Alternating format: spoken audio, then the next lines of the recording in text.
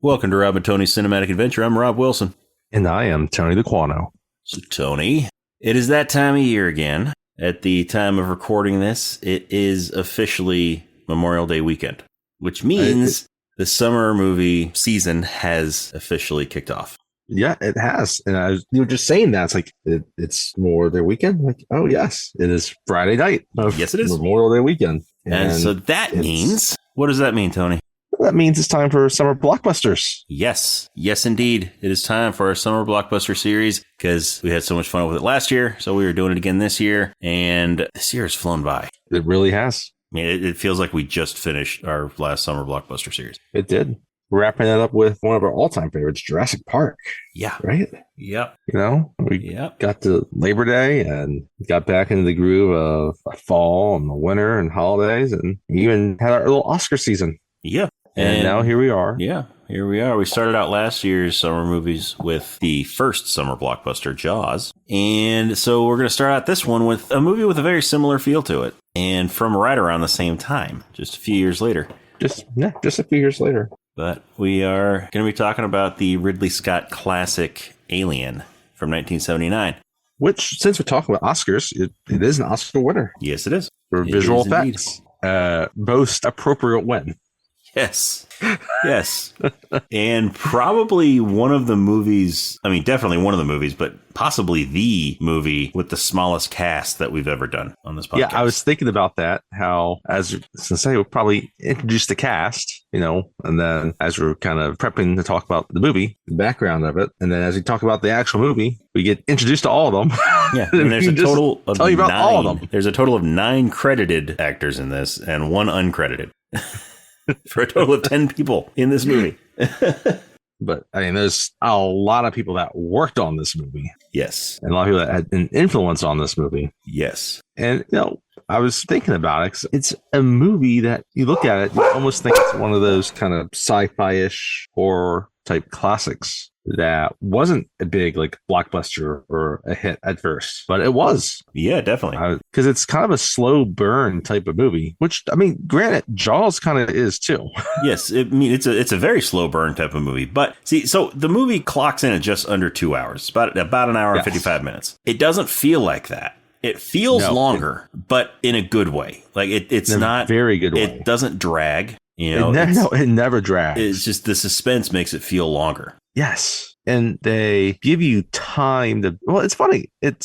They act. So the main thrust of the action is over halfway into the movie. Yeah. I mean, I think like a full hour passes before any real action goes on. But I mean, it actually gets down to the plot very quickly.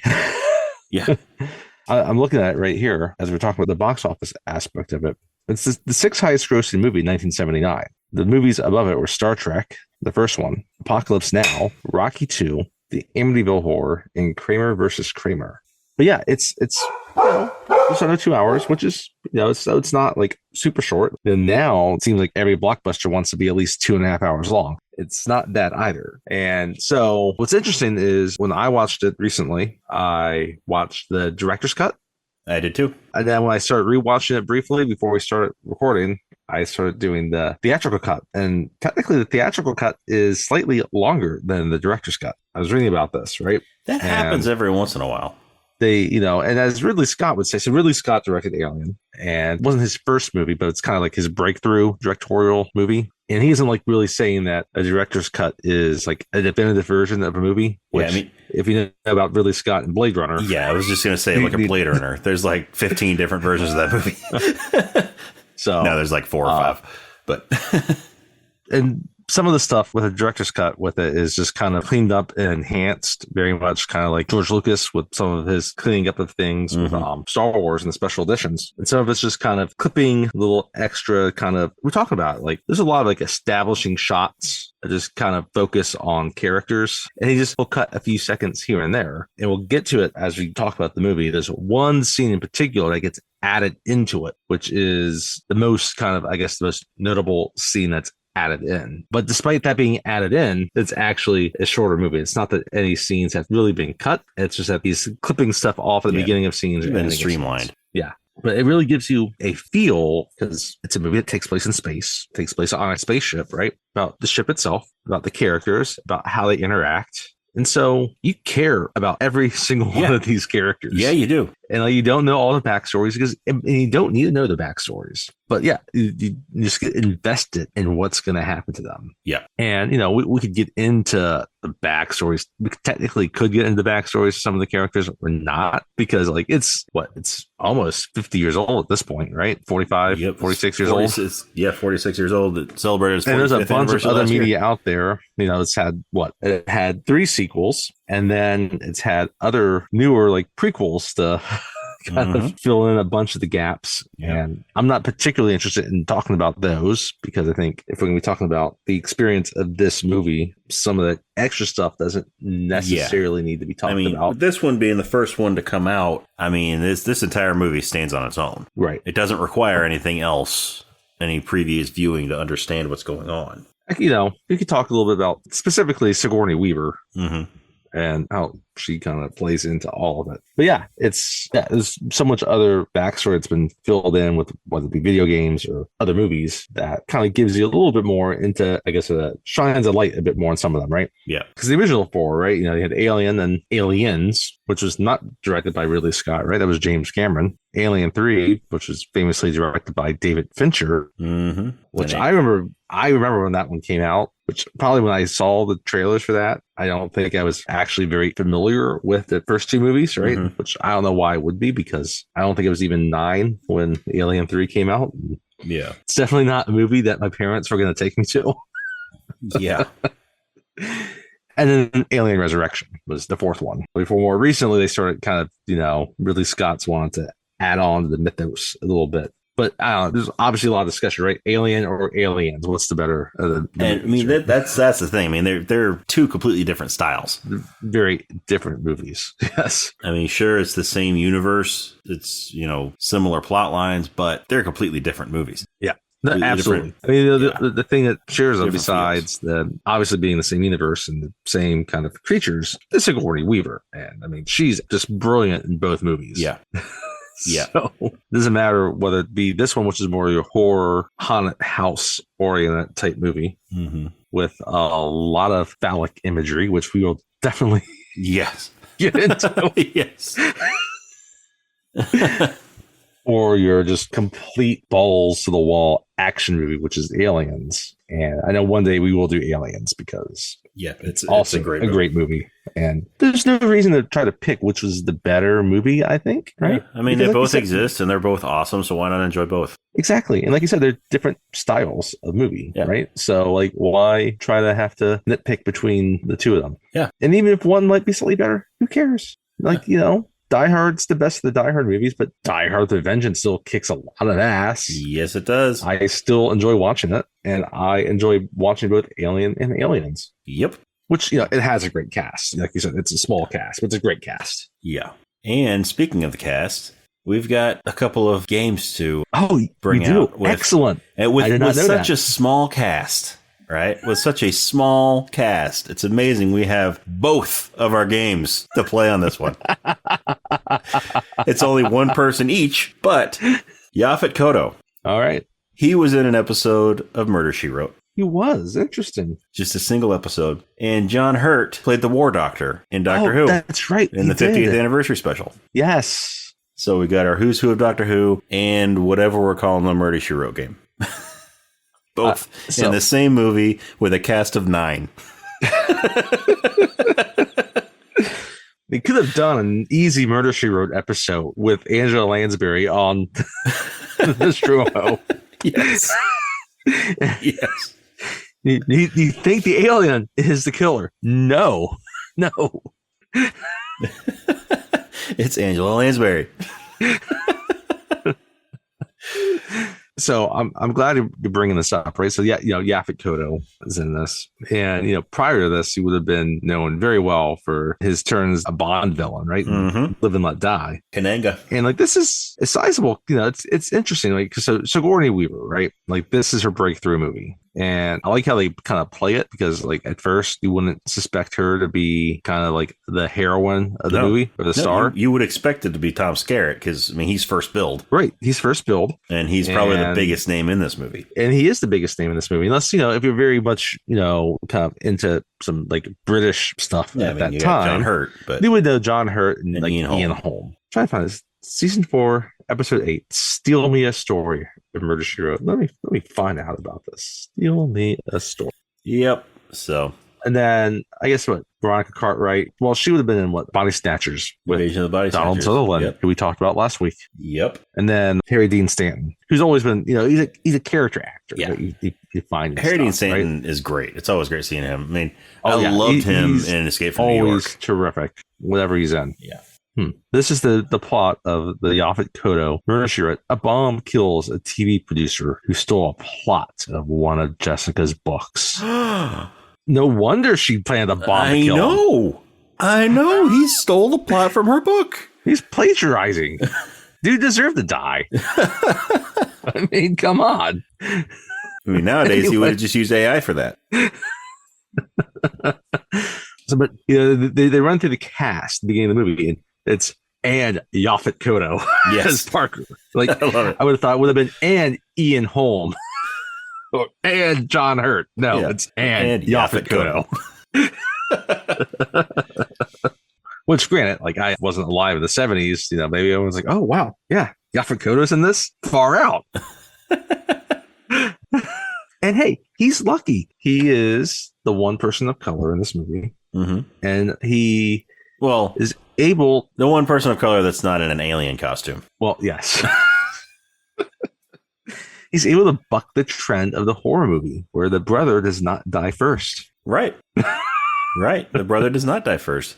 But, we'll get into all of that. But yeah, it's such an enduring movie, right? Because, we talked about all the lore and the sequels, and obviously it's got connected into the Predator movies, right? With Alien versus Predator. And even like the Predator, like we talked about this when we did our Predator episode back in the fall. That was such an original movie and story. And then obviously the sequels kind of took it in a different direction. And it's the same thing here with Alien, right? The lore became its own entity and creature and creation. Yeah. And it's kind of gone off. But yeah, it's such an enduring movie, right? The design of the alien, right? Yeah. Which you're saying is like one of the credited actors is the person that's in the alien suit, right? Yeah.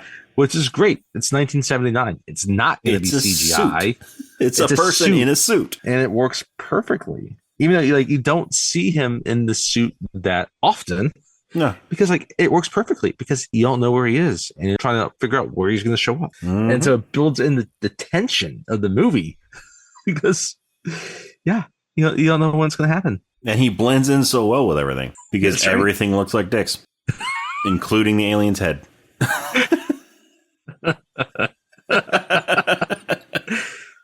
Well, it's interesting enough. There's, that's the thing about the movie too, right? There's so many thematic elements of it. And it's, again, why it's, in some ways, it seems like it's kind of a interesting blockbuster because the imagery and the themes, it's a little bit atypical. And again, there's a lot of this sexual stuff going on. I mean, it's not just phallic symbolism. There's also vaginal symbolism. There too. I was about to say it's also strongly vaginal. And I mean, there's births, right? And Freud would love this movie. And some of it obviously had to be very intentional. Oh yeah. Absolutely. Right? Others, maybe not. I don't know. Maybe it's just, again, there's some Freudian slip, so to speak. Yeah, I mean, that's understandable. I mean, it's a sci-fi movie. It takes place in the future in space. Why not streamline things and have things be like elongated and stuff and not necessarily intend for them to look like penises, but...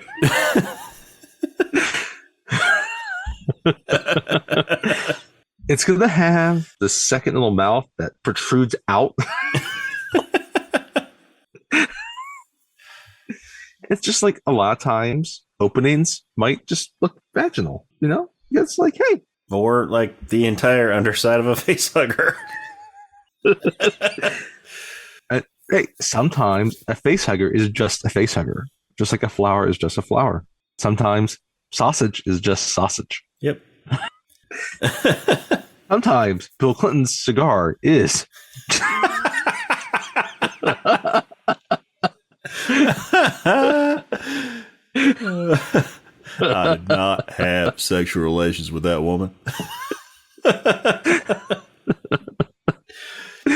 But talking about the feature, we have to mention H.R. Geiger. Yes. Who was, the Swiss designer. He's the one who basically designed everything about this movie. Yeah, and not just the feature, everything. Yeah, everything about this movie. Ship, all of it. And I'm not much into his own biography. We don't need to get that deep into that. But yeah, he designed all of it, and it's iconic. There's so many iconic things of his design. Well, it's not just the alien itself, right? The xenomorph, as will become known, but also the kind of, I guess, the little baby xenomorph, and then the facehugger, even just the eggs, the Stromu, the ship, the eggs, and just the entire design of the ship. Yeah. I mean, just fantastic design. And I remember it's been a while. I probably should have rewatched it after watching the movie again. When I got the anthology on Blu-ray, just kind of watching the making of aspect, and interviews with him, and just the entire process of designing all of this. Even again, is the ship that they find on the planet, which contains all the eggs. Yep. It also has the engineer on it. Yep.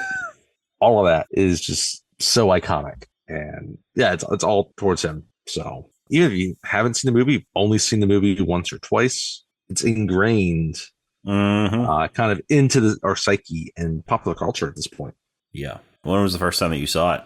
So I saw this movie in the summer of, I guess it would have been 1996. I was recovering from surgery, and I was sleeping on the couch downstairs, and my dad was going to go to Blockbuster, and I asked him to rent a couple of movies. He said, he'd bring some movies back. I asked him, can you get Alien? And so, like a good father, even though I was 11, it's like, okay. All right.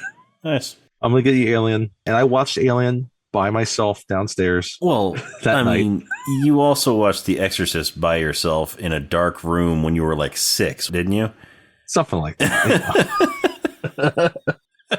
So I have a feeling that he didn't have any problem getting you Alien at 11. Yes. So watched Alien. That's my first time. And yeah, I actually remember seeing Alien Resurrection with him when I was in high school. So I was like, hey, let's go see Alien Resurrection. Yeah. I don't remember if I'd seen, actually, I don't remember if I saw Aliens and Alien 3. I don't think I saw those two between Alien and Alien Resurrection. Okay. But yeah, that was the first time I saw it. And I thought it was great then, and I don't recall the next time I saw it, but, I've seen it probably about between, 5 or 10 times since then. Yeah. It's one of my favorite movies. I love this movie. It is a great one. It is a great one. But yeah, I saw it. I actually didn't see it till 2009 or so. Okay. 08, 09, somewhere in there. Yeah, it was one of those times when, back when Netflix still did DVDs. Yeah. I got all 4 of the movies from Netflix, and, I watched them pretty much back to back to back to back. I don't think I watched them all in the same day or anything. I think I watched Alien, and then the next day Aliens, and then Alien 3, and then Alien Resurrection. But yeah, that was the first time that I had seen any of the Alien movies. Okay. And I watched it because it was one of these things. I had heard all about it all my life. Yeah. And it's about time I watch this. So I watched it, and I really enjoyed it. And yeah. And then when the anthology came out on Blu-ray, I bought that. I mean, the first two, fantastic. The rest, no. They have their share of fans, obviously. That's fine. And if you like them, that's great. Alien 3 is well known for troubled production and being a very studio-driven movie, which, this first one, it's 20th Century Fox, and it almost feels like it's very independently made. Aliens is a very James Cameron type movie. Yes, it is. The Alien 3, you get the sense of David Fincher's fingerprints all over it, but then you also see where the studio is trying to drive things. Yeah. So I remember when there were action figures for Aliens. I didn't have any of them, but my friend had a Hicks figure. Wait. Was it regular Hicks or It was regular Hicks. Okay. Interesting. Yeah. It's a wonderful reminder of how At one time, almost every movie had a potential of having action figures. I mean, movies that were like hard R had action figures. Terminator 2 had action figures. I had a Terminator action figure from T2. Yeah. Well, right. I'm glad you bring this up, right? And we've done Terminator, right? Mm-hmm. I know we want to do T2, we want to do Judgment Day. And I just remember I remember that came out in theaters. Like my, was it a friend of my brother, or there was someone that he knew. I don't know if it was a cousin of ours. I can't remember exactly. There were cousins, like a distant type of cousin that was visiting that I'd never met before. And he was around my brother's age. So probably like 12 or 13. Okay. And I remember, we were driving by a theater and they had they listed T2 Judgment Day on there. He's like, yeah, my dad took me to see that. And now my grandmother's going to take me to see it. Right? But yeah, no, at that time, doesn't matter. Yeah. No. We need T1000 action figure. Why not? Yeah, I mean, I remember when that was in the theater too, and I never saw it in the theater, but I remember going to see other movies and seeing the poster. Yeah, maybe we should really, those are the days. Yeah. No, I did not have any Alien action figures though. Yeah, I didn't have any Alien action figures. I'm sure they still probably make them, but they make them for people like us, or in the 30s and 40s and 50s, and who always wanted stuff like that growing up but could never afford it, and now we have like grown-up jobs and like to blow our money on stuff. They can make life-size replicas. Some of these things, but it's a great movie. I love whenever I can watch it. And I unfortunately I don't get to watch it probably as often as I would like. Yeah, I did get to. So we were discussing last year possibly doing this movie during last year's summer blockbuster, because last year was the 45th anniversary. That's right. And I had actually gone last year to see the 45th anniversary re-release in the theater. So it was awesome seeing this movie in the theater. Something that I had never done before because I was born after it came out. Yeah, I would have loved to have done that. And so about 40 minutes or so into the movie, the power went out in the theater. The projector shut off and everything. And so we all kind of just sat in a dark theater for like 10 minutes. Well, they brought the power back on and they got the movie going again. But they had backed it up about 5 minutes or so. 5-10 minutes. So we got to watch the scene that we had just watched again. And it was the scene with Harry Dean Stanton. He's looking for Jonesy. Who's the cat? Yeah. There's a cat in this movie. So we don't know the name of the cat that plays Jonesy. No, that cat actor, the catter is not listed. We have taught, we try to, whenever possible, to give the name of the animal that portrays the animal within the movie. For all we know, that cat's name could have been Jones. But Jonesy's, Jones, she's an important part of this movie. Yes. And so the scene where Harry Dean Stanton is looking for Jonesy is the scene that got repeated. Okay. Well, hey, there's nothing wrong with seeing that scene again. Yeah. We did do a Sigourney Weaver movie last summer, though. We did. I guess it was last summer. We've done a Sigourney Weaver movie with Ghostbusters. Yes, that was before summer, wasn't it? Or was it? Yeah, I think we did it before the summer. I think it was one of the earlier movies that we did. So let me see. But that's the thing. Like, we kind of talked about that, though, right? A little. No, it was summer. Okay. We recorded. Yeah, it was June. We did that one. That Sigourney Weaver, like, she had a small role in Annie Hall a couple years before this, but this was her breakthrough, and like, she's probably like the third person listed in this movie. Mm-hmm. And as we'll get into, if you're not aware of, like, she becomes the hero of the movie, of the series, right? And it's fitting that she's the third build because she's the third mate on the Nostromo. She is, yes. The other notable, not notable name, but we're talking about all of them before we get in the movie, is Balaji Badajo, is one of the other. He's one of the guys in the alien suit. Yes, so he's the main person, like, in the alien suit. So figure out, might as well throw his name out there. The other one is Eddie Powell. He's the other alien actor. This is his only screen credit for anything, was playing the alien, which, like, Predator, when that, we talked about that, how that was another person that was in the suit. Mm-hmm. You make it today, it'd be CGI. Yep. And granted, and though, it would look cool, but it might just be missing something. Yes. I think especially with the design of that suit, I just don't think you could do it justice. I think there's been times where they've done CGI characters, especially, the last 20, 25 years where you can do motion capture to get the performance and make it work. Specifically thinking about Andy Serkis's Gollum, right? Mm-hmm. I think that's the type of thing that it worked out really, really well. Yeah. But the design of this alien creature, it needs to be someone in that suit. Yeah, it does. Which, I always kind of want to find that suit, buy it, get in it, and just walk around the suit. Just go grocery shopping or something. Dressed like an alien, dressed like a xenomorph. Take your go to what career day in school. Walk it as a xenomorph. I mean, you'll have to be careful. Watch out for that other dad who's dressed like a predator.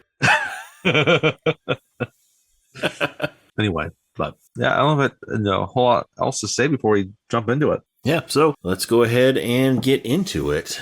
So as always, spoiler alert, we are going to be talking about this entire movie, beginning, middle, and end. So if you have not seen it and you don't want to be spoiled, then pause the podcast, go watch the movie, and come back and listen. If you have seen the movie or you just don't mind being spoiled, then keep on listening. But you have been warned, we are going to spoil this entire movie that is almost 50 years old. So if you haven't seen it, that's kind of on you. And I highly recommend watching it if you have not seen it. Please again, it's not a very long movie and it moves so briskly and quickly that, you might as well just go ahead and watch it. And spoiler, almost everybody dies. Yeah. So, but that was kind of obvious going into it. Exactly. It's kind of obvious. It's a horror movie. It's a haunted house movie. Yes. Now, this movie, I would say, is much more of a horror movie than Silence of the Lambs was. Oh, absolutely. I agree with that. Yeah. The tagline for this one was, "In space, no one can hear you scream." Very kind of studio-esque type of tagline, but it works perfectly. Yeah. And there is a little bit of screaming in this movie. There is some screaming in this movie. You have to think it would definitely kind of in their back of their mind, even though it's very sci-fi-ish in its design and thought process of some of the characters. That, obviously Jaws is influencing this as a monster type movie as well. Absolutely. And again, it's the same thing. Jaws, part of Jaws, we talked about this in our Jaws episode last summer, is that because they had to use, obviously they're not using CGI sharks then. They're not using a real shark or someone in that shark suit. They have to use an animatronic shark. Right. Yeah. That kind of forced them to keep the shark hidden for much of the movie. Yeah. Just like this, the xenomorph is hidden for the vast majority of the movie. You just see brief glimpses of it, and then you don't actually see it in its entirety until the end. And even then, it's obstructed. It's still obstructed. Yeah. You get a few shots here and there. But you don't ever really get a full feel for what this creature is, which makes it scarier. Yeah. Because your mind has to fill in those gaps. So anyway, as we open the movie, and again, it's 20th Century Fox. I I don't know why we've never really talked about the 20th Century Fox logo. And I've always found it interesting, right? Because it's on a pedestal and they got the spotlights. It's a giant pedestal. It is. That it's on. The numbers and the letters, they're deep. Yeah. Yeah.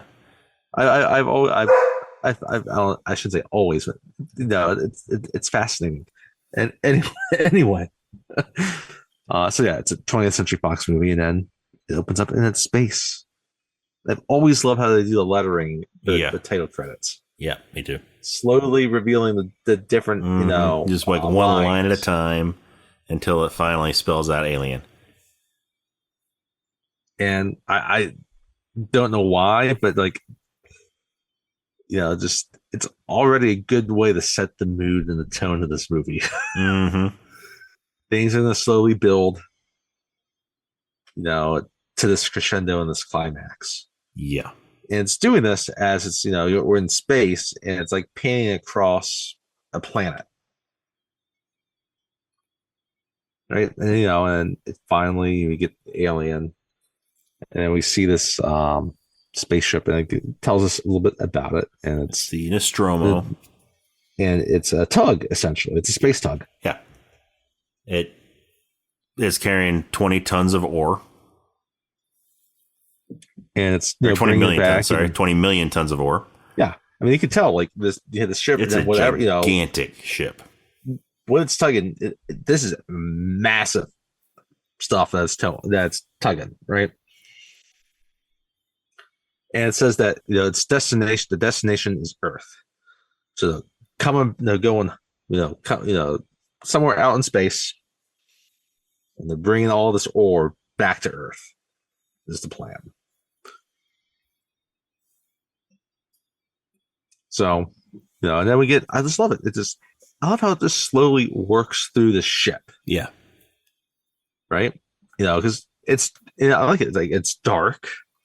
We don't see anybody at all. Right. Mm-hmm. But it gives you a sense of silent. Just like it's a ship. Yeah. Right. It's just like how you might see a cargo ship. Out at the open water of a sea. Yeah. Going through different corridors and the bridge. And it just kind of gives you a sense of how these people are living on this. I mean, it almost feels like it's a ghost ship. Yeah, that's it. It almost feels like it's been abandoned because you don't see anybody. It's just showing these different areas of the ship. Right. Like you see like the little mess area. There's a dining room, like this little, table. And they have like these little like roosters are kind of bobbing up and down. Those little birds that you stick in a glass of water and just bob up and down. And then finally get to the bridge and you see some like helmets there, right? There's a coffee mug that's just kind of sitting there. And then finally, you get the computers kind of like wake up. And we see this ship belongs to the Wayland Yutani Corporation, right? Yeah. And you can cut it's how this is 1979. And what I like about those, like it's 1979, so obviously the computer aspects of it are going to be kind of dated within that time period. The rest of the spaceship just kind of feels like, oh yeah, it's just like a ship, right? Yeah. It doesn't have to have a time feel to it necessarily. No. I mean, obviously space travel's possible, right? But it doesn't have to feel like super futuristic either. And did they give us the time? Did they give us the year when this happens? I know. Eventually, I don't know that they actually say the year in it, but I don't think eventually in this movie. No, I don't think so. But eventually, it's revealed that this is the year 2122. Okay, so about 100 years from now, when this movie came out, it would have been about 150 years. So so the computers kind of turn on, and you kind of have the little kind of computer startup sound, and you got everything kind of processing. It's actually, I like how it's like actually kind of like reflecting off the visor of one of the helmets. Mm-hmm.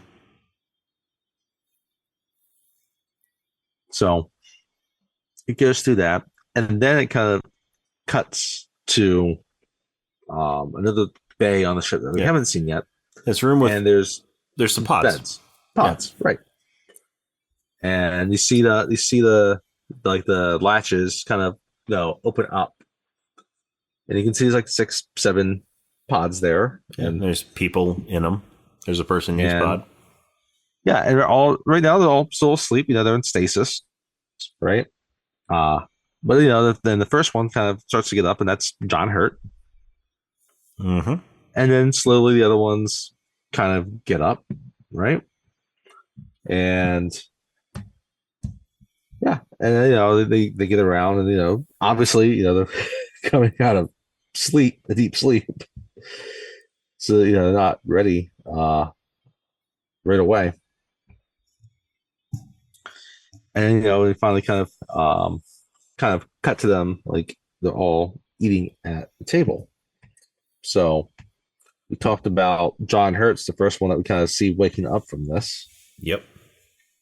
And he plays Kane. He plays Kane, who is the executive officer on the ship. So he is like the second in command. Yep. The first mate. Right. And what's interesting about him is that He was Ridley Scott's first choice for this role, right? But he already had was already contracted for a film down in South Africa. So and it conflicted, so he wasn't going to do it. So they cast John Finch instead, right?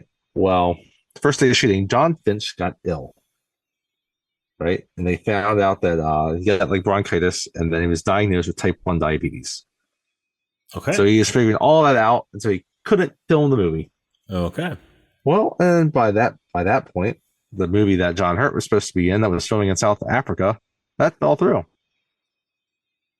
So he got to play the role of Kane anyway, which is perfect because it's one of John Hurt's most iconic roles. Yes, it is, definitely. And he even reprises this role in Spaceballs. So we meet some of the other ones. You have Yaphet Kotto. He's Parker. He's the chief engineer, right? And you have him with Harry Dean Stanton. He plays Brett, who is another technician that works with Parker. And yeah, they want more money. Yeah. Right? Yeah. They're the ones keeping the ship going. they're the blue collar people on this ship. Stock right? options. All right. We see Tom Skerritt. He's Dallas. He's the ship captain of the Nostromo, right? Mm-hmm. What's interesting about him with this role, right, is that he originally declined the role because at the time Ridley Scott was not attached to it, and the budget was too low, right? And then Ridley Scott got attached. They doubled the budget, and he said yes. So do you think that do you think the whole conversation about wanting more money stemmed from that?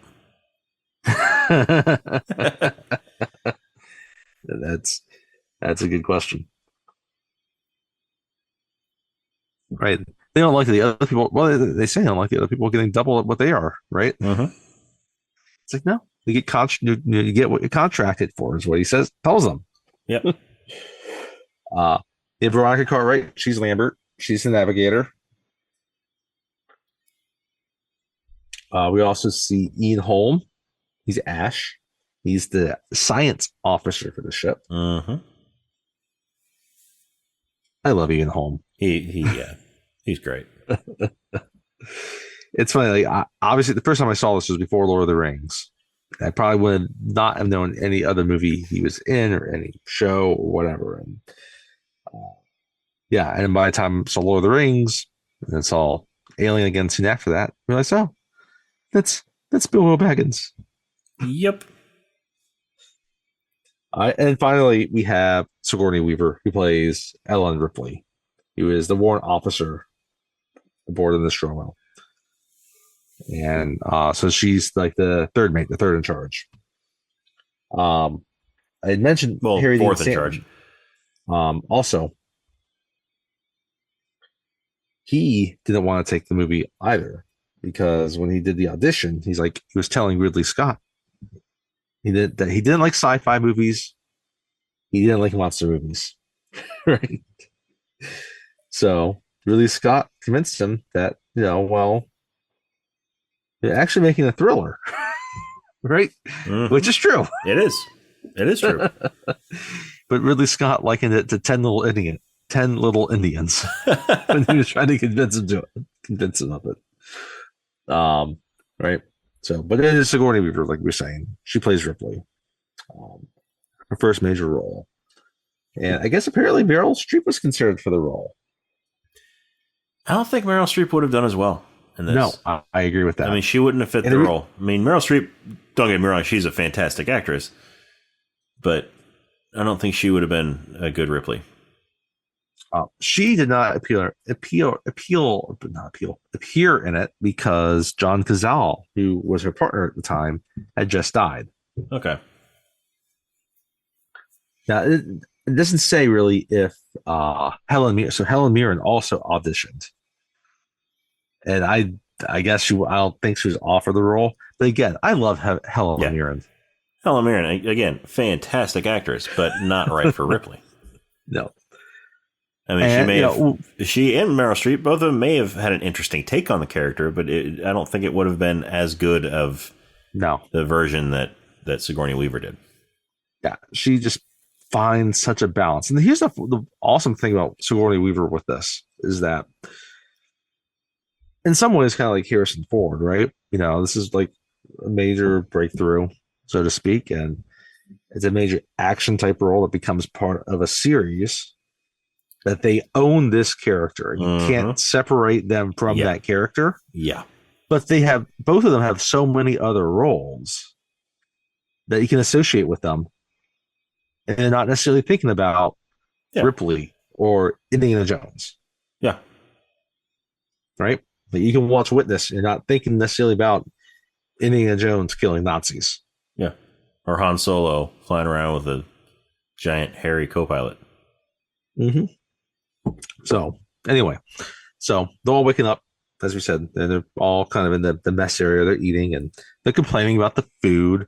Apparently, the coffee is the only good thing that's there. Mm-hmm. Right?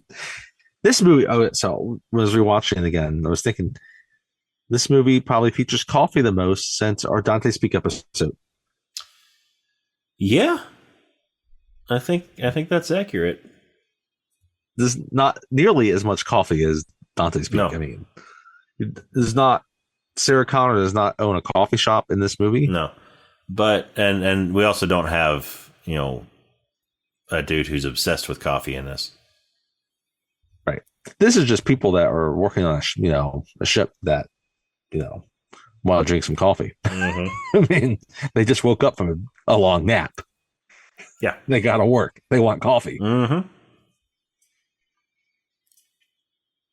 So now maybe the coffee's the only good thing because the coffee's the only thing that hasn't gone bad in the time that they were in stasis. Well, right. So that's the thing. I like it has nice little details of it. It looks like they have like some cereal and some other freeze dried food, right? Mm-hmm.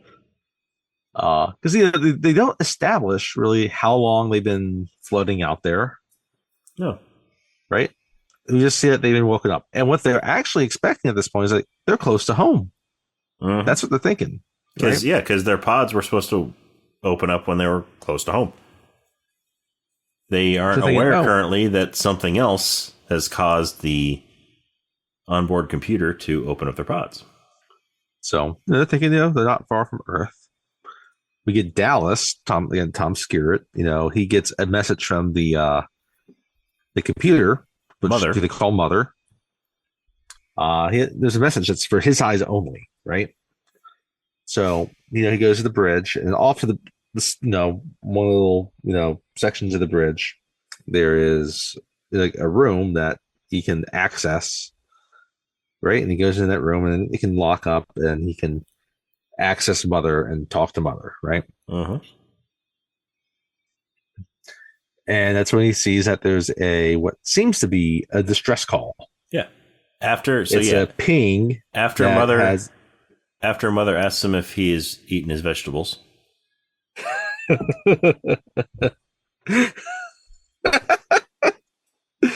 Then she, lets him know that there's a distress call.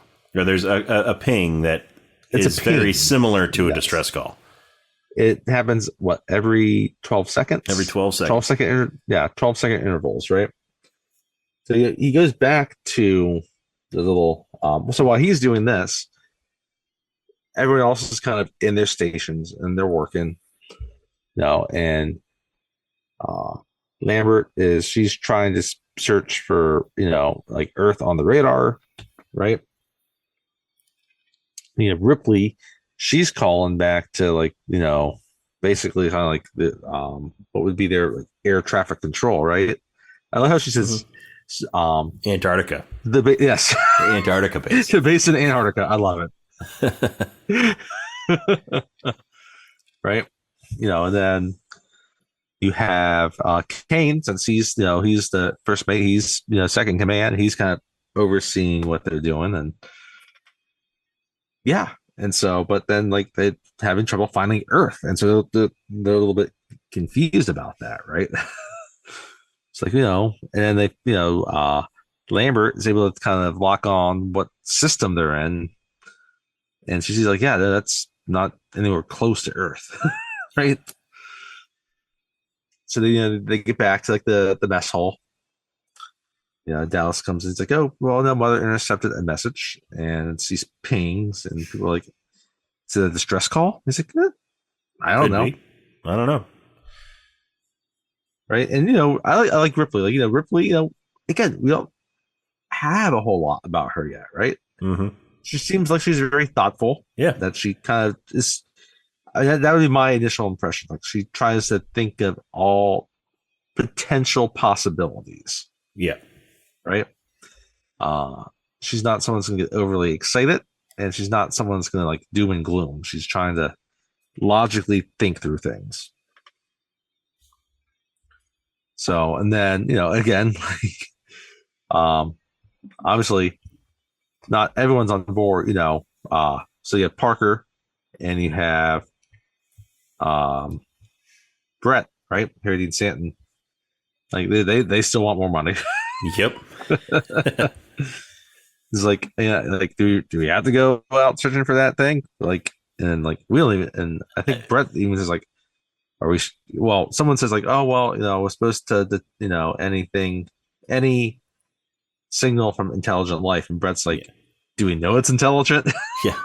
And I mean, it's understandable that they're the ones that are really pushing to, get paid more, because out of the whole crew, the two of them are the grunts. Yes. So right. The other ones are, they're more, educated, they're keeping the ship going, and they're going to be repairing the ship. And they're working down in the bowels of the ship, right? And so then they hear like, oh, well, we're supposed to go, find the source of the signal. Like, do we really need to do that? Like, I'm not contracted for that. So that's when you have Ian Holm. And then, then Ash he's trying to say, well, by law, technically, we're supposed to check out any distress signal. And if we like, don't, there's a forfeiture of your shares. Which means no money. I love Ian Holm in this, because like right away, from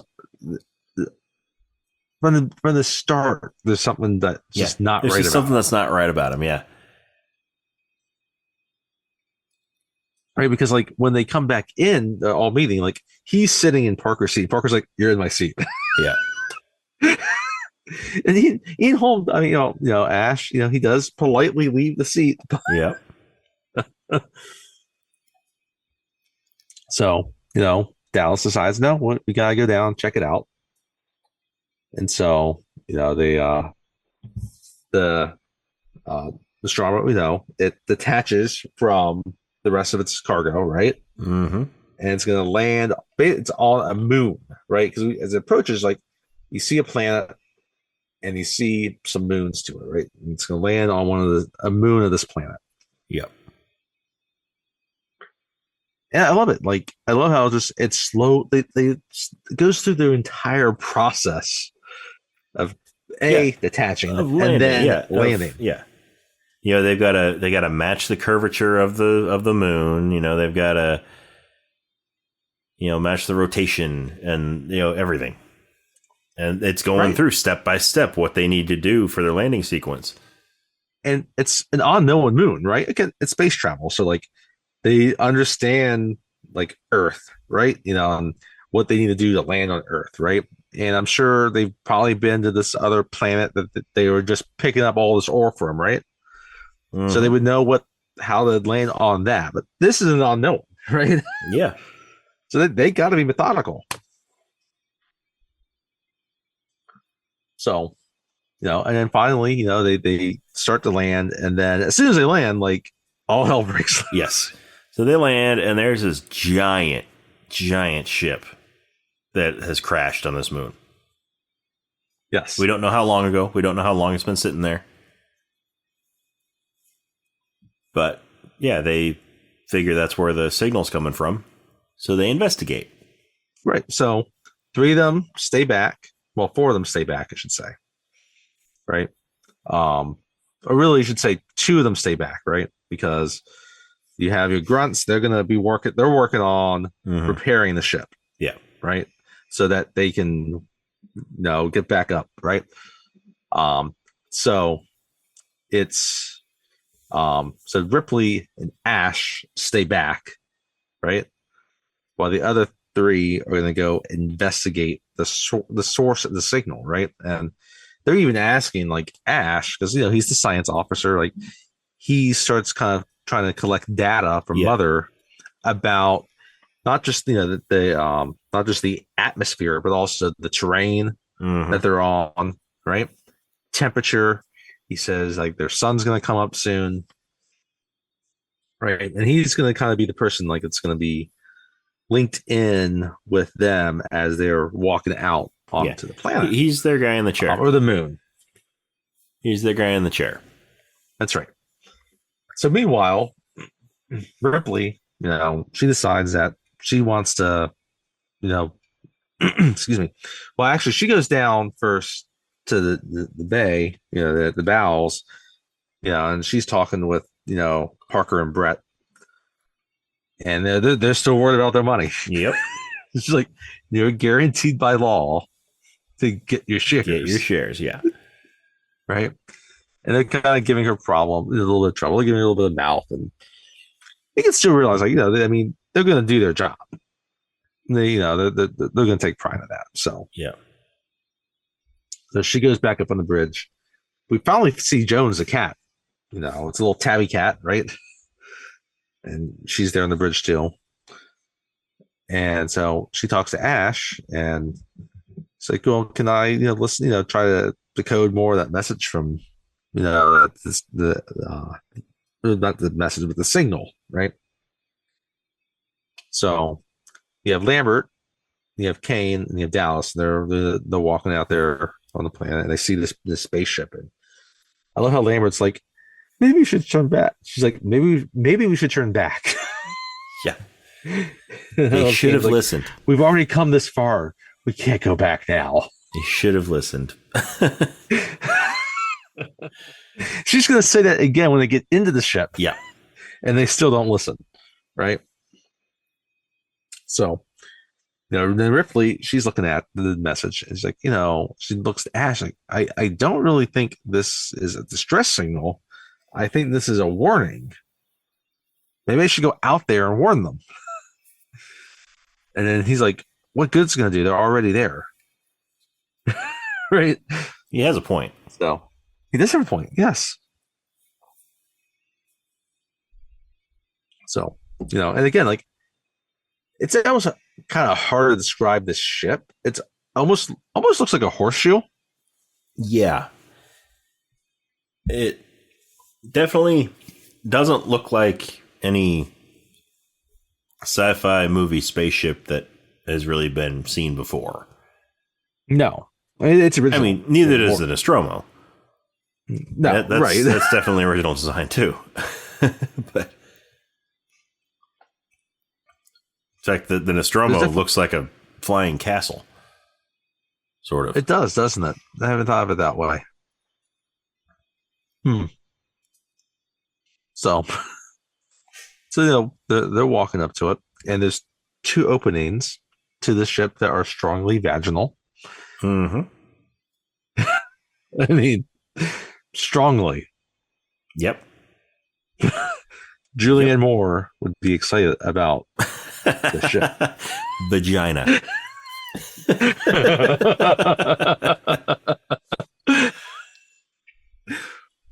So they walk in. Yep. And then they're exploring it, and like they're really impressed by the inside of this ship. Yeah. Like it's intricate, and they're walking through it, and there's these corridors, and they finally, no matter climb up. No matter how hard they look, they just cannot find the clitoris.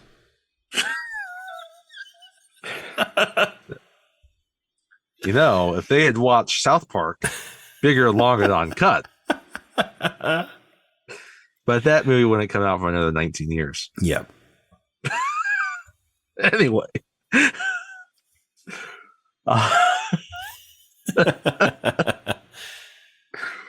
So they finally, they end up climbing up to this other section. And they find there's this giant seat. Mm-hmm. And there's this alien humanoid type creature. Yeah. That is there. It's dead. It's like fossilized. Yeah. Right. And again, the creature work on this, the set work on this is fantastic. If this hadn't won the Oscar, I mean, what else was nominated that year for this? That would have been one of the great injustices of any Oscar ceremony. Was this losing art direction, set direction? Yeah. Anyway, and so they're investigating it, right? And they look at it and they see the bones. It looks like there's a hole that looks like, and you can tell the bones have been pushed out. So it seems like something's erupted out of this creature. Yeah. They have no idea how old this thing is. It's almost kind of looks ancient when it comes down to it. And again, Lambert's like, I think we should leave now. But do they listen? Nope, they don't. They don't listen even after seeing a giant with something burst out of its chest. Yeah. So, yeah. And then finally, they look down though. That's right. And it looks like there's like a kind of a hole in the floor. It looks like something's burned through the floor here, right? So Kane gets the brilliant idea. I should go down there. Is that ever a good idea in a horror movie in a haunted house? No, it's not. It's never a good idea. Just like you never say, "I'll be right back." I'll be right back. I mean, they go over that and scream. You also don't lose your virginity. That too. Which, considering that they just walked into the vagina this ship. Yeah. Yeah. All right. So he goes down there, and this is even almost kind of looks like these tunnels, and it's again the design is fascinating. It's like the Batman tunnels. No, not the Batman tunnels. Nope. So, yep. But then no Batman tunnels. No. There's no pneumatic tubes in this movie. So he's walking along it, and all of a sudden, he sees there's this mist on the side of it, right? And he sees it's almost kind of like this film. Also, it's like this kind of bluish mist film, and it's reactive when he touches it, right? Mm-hmm. Also, a bad idea. Yeah, come on. He's saying there's these things that look like eggs, and there's a mist just above them that reacts when I touch it. So what does he do? He gets closer. So he stumbles, and is like, oh, look at all these eggs, and he sees one, right? And he's looking at it, and it's kind of it's fairly opaque, right? But he can kind of still see in it slightly. It's cloudy a bit, and looks like there's a little pulse. Mm-hmm. So he looks closer. Yeah, it's so closer. It looks like no. So there's movement inside it, and then it opens up. The top flaps open up like a flower. Like a flower. And he gets closer. He puts his face right over the opening. Now, he's wearing a spacesuit.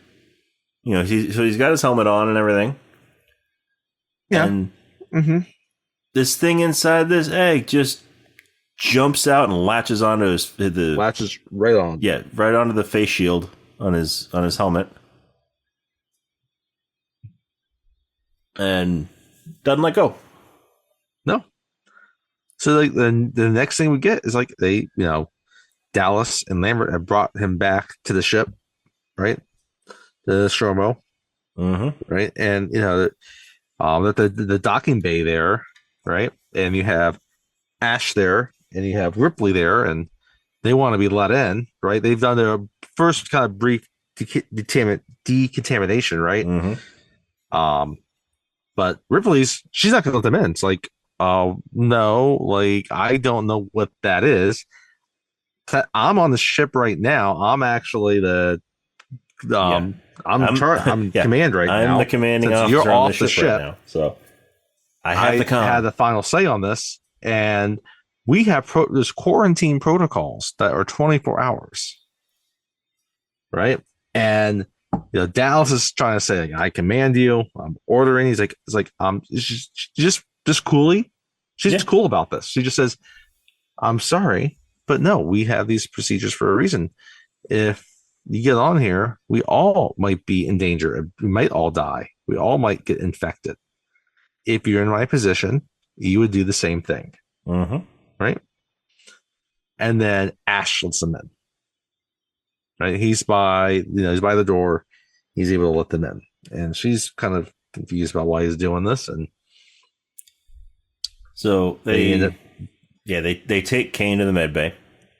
And by this time, this thing that's on his helmet has eaten through the face mask. Yeah, through the face mask. Yeah. So they have to use a special knife or saw to cut through his space helmet. Yeah. So when they get the helmet off, this thing is on his face. It's got these legs that are wrapped around his head, and then it's got a tail that's wrapped around his neck. Right. And every time they kind of try to loosen it, it just gets tighter and tighter around his neck. And so you have in the med bay, like you said, you have Dallas and Ash, right? They're trying to operate and work on them. They have their little oxygen mask on, right? Because they're still not certain about what this thing is. They don't want to breathe in anything if possible. And outside of that, you have the rest of the crew that's kind of watching what's happening, right? And you have Brett and Parker are there, and they're like, what is that? I love Parker's like, what? Why did we let that on the ship? We don't know what that is. Yeah, he's just like Ripley. He's like, this doesn't make any sense. And then Lambert comes in, and she's angry at Ripley for not letting it on, right? So they kind of have a little fight and tussle, and everybody gets separated, and everyone's just kind of focused on what they're doing with Kane, right? And they're able to do a little X-ray, and they see that it's got a tube all the way down his throat, right? And it's like it's feeding him oxygen. Yeah, right. It's intubated him. Yeah, basically.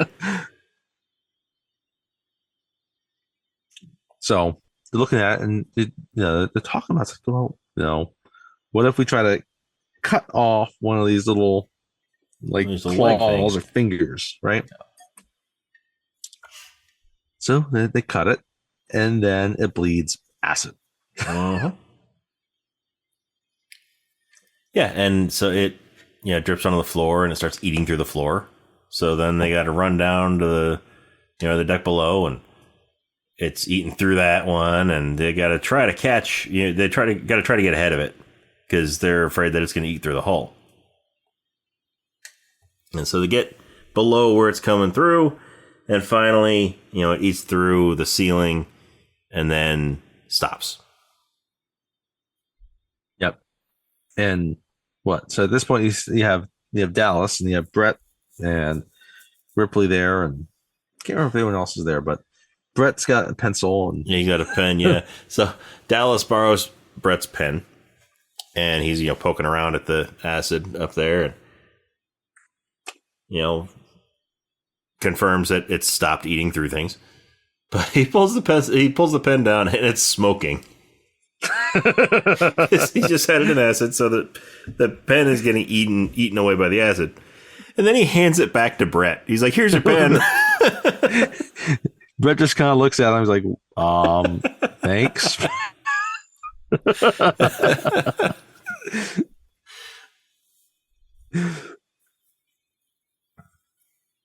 So they're realizing now, okay, well, what are we going to do about this, right? You can't, he's got this acid coming out of him, and he's feeding oxygen, or it's feeding oxygen, right? Mm-hmm. It's keeping him alive for something. It doesn't make sense to kill it, which is the way, like Ash puts it. So, they put him in, decide to kind of leave him alone and, wait and see what happens. Yeah. And again, and Parker is like, is like, that thing just he tells it as it is. He's straight. It doesn't look safe. Like, we should get rid of that thing and kill it, right? So, but they let it be, and then the next morning, right, they see that the thing has detached off of Kane. Yeah, it's not on his face anymore. So you have Ash, Dallas, and Ripley, and they're all in the med bay, right? And they can't find where the thing is, though. Like, Kane's still, like, in a coma, or he's unconscious, right? So they letting him be, and they're looking around, and then finally, I guess, like, it got up, like, on the ceiling, right? And it drops down on Ripley. It drops down on Ripley, and so she freaks out, throws it away onto the floor, and it's not moving. Right. It appears to be dead. And so they walk up to it and they poke it, as you do. As you do. And it kind of flinches a little bit. Has a little reflex, right? And they're like, so initially they think that it's alive, but then they realize it's a reflex action. And so Kathleen Quinlan comes in and drops a truck on it.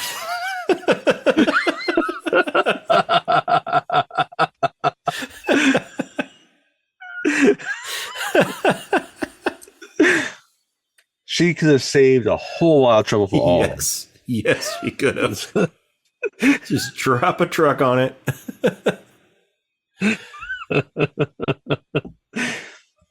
So, right? So they decided still need to wait to see what happens with Kane, but they're gonna, like, Ash is gonna do test on the creature, right? And so, we have a scene with Ripley, and she's talking with him, and she's wondering, like, why do you let them in? Like, you know what protocol is. Yep. Right? Because he's the one that wanted to follow protocol about going down there in the first place. Yeah. Right? And now all of a sudden he doesn't want to follow protocol about, like, quarantining the team that came back with some weird creature stuck to one of their faces. Yep. He's like, well, I thought, thought he had treatment. It's like, well, you could have put us all at risk. Which is putting it lightly. Yeah. And so, she, said that we need to, jettison this thing, get it out of here. And he's like, no, we got to take it back because, scientists need to do tests on it. That's it. He's like, oh, this is a new discovery. Of course, as we will find out, there's more than just that to worry about. Mm-hmm. But so eventually then, finally, we get the next morning, and then John Hurt must have had a fun day of shooting this day. Oh, he had to. Because they're all doing all this stuff in the med bay. He's just kicking back, taking a nap, He's got a vagina with legs on his face. Well, at this point, he doesn't. Oh, okay, yes. At this point, he's just laying there on the bed, just sleeping. This is a life. Yes. I might be six-billed, but yeah. I can deal with this. So, they continue on. Right? And then finally, the Dallas is like, oh, you should come and see Kane. Right? And so he goes down to the med bay and he's sitting up on the bed. Yep. He's awake. His nap's done. And he actually has a perfect, because he took a nap. He's about to eat, and he thinks he's going to take another nap. Yeah. Oh, he's going to take a nap. He's going to take a long nap. But yeah, so what I don't get is, he's awake now, right? They're all like, "Yay, right? Yay, Kane's back with us. He's awake." The proper protocol, I would think, would be to quarantine him. Yes, I think it would still be to quarantine him. But no, they take him out of there. They all crowd around the kitchen table. And they eat one more meal before they're going to go to stasis again. Right. I would still think, considering this thing had something down his throat. Yeah. Because maybe do a chest X-ray or abdominal X-ray. Do some tests on him. Like, hey, this thing just happened. Yeah. We don't know why you woke back up. That seems strange. We'll just run a few more tests. Yeah. But no, they're like, oh, well, we're 10 months away from home, so let's all have a nice nice meal before we get back into our last supper, which is what the chapter title is on the Blu-ray, is Last Supper. Nice. It's fitting. And they're all sitting around the table. We get there, and it's Jesus isn't there, but we got John Hurt, you got Tom Skerritt, and you got Sigourney Weaver, and they all talk about how they'll be grateful, after they wake up, they're gonna eat better than what they're eating now, right? Yeah, it was like a salad. And, they're eating, and John Hurt's talking a bunch about different things, and he even says, I should say, Kane the first thing Kane, he says the first thing I'm going to do when I go back to Earth is get some decent food. Which, hey, dude, you just you just had a chill nap, anyway. So, right, and they're all talking for a little bit. They're kicking back, they're laughing, they're enjoying, right? They want to enjoy this last meal before they go to stasis again for 10 months. And so, they're talking, and all of a sudden, Kane starts kind of coughing and gagging. And convulsing.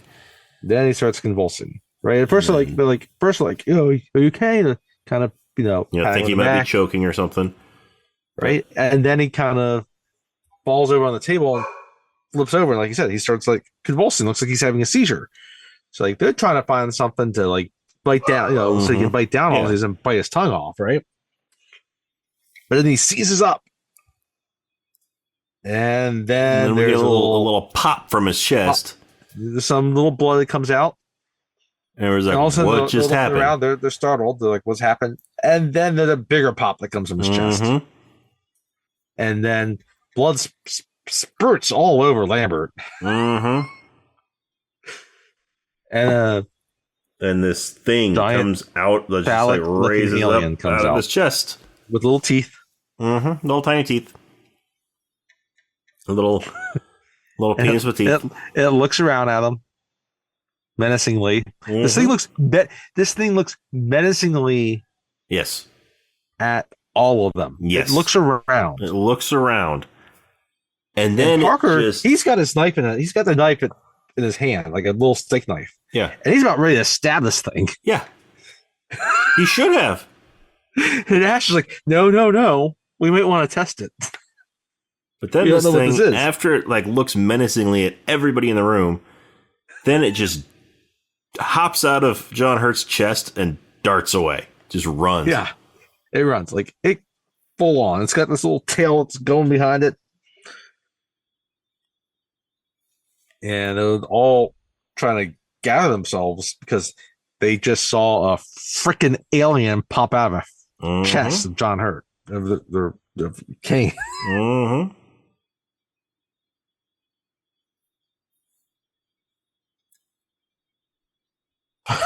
Right? Yeah. Which, by the way, so what's awesome about this scene is that Scott did not tell them what was going to happen in this scene. Oh, so all their reactions are their actual reactions. Okay, that makes sense. Kind of like when they dropped Alan Rickman in Die Hard. Yep. Right. They said they were going to drop him, and then they dropped him. Yeah, they dropped it earlier than this. His reaction was his reaction. Yep. And so they weren't expecting this to happen, and when the popped out of the chest, and so they got actual reactions for them. So and it sells it. It's terrific, right? Oh yeah. This is one of the most iconic scenes in the movie. It's such an iconic scene, like you said. John Hurt reprises this from Mel Gibson's Spaceballs. Mel Brooks Spaceballs. They say, "Oh yes." Yes. Mel Gibson had nothing to do with Spaceballs. Can you imagine Mel Gibson remaking Spaceballs? I would watch that.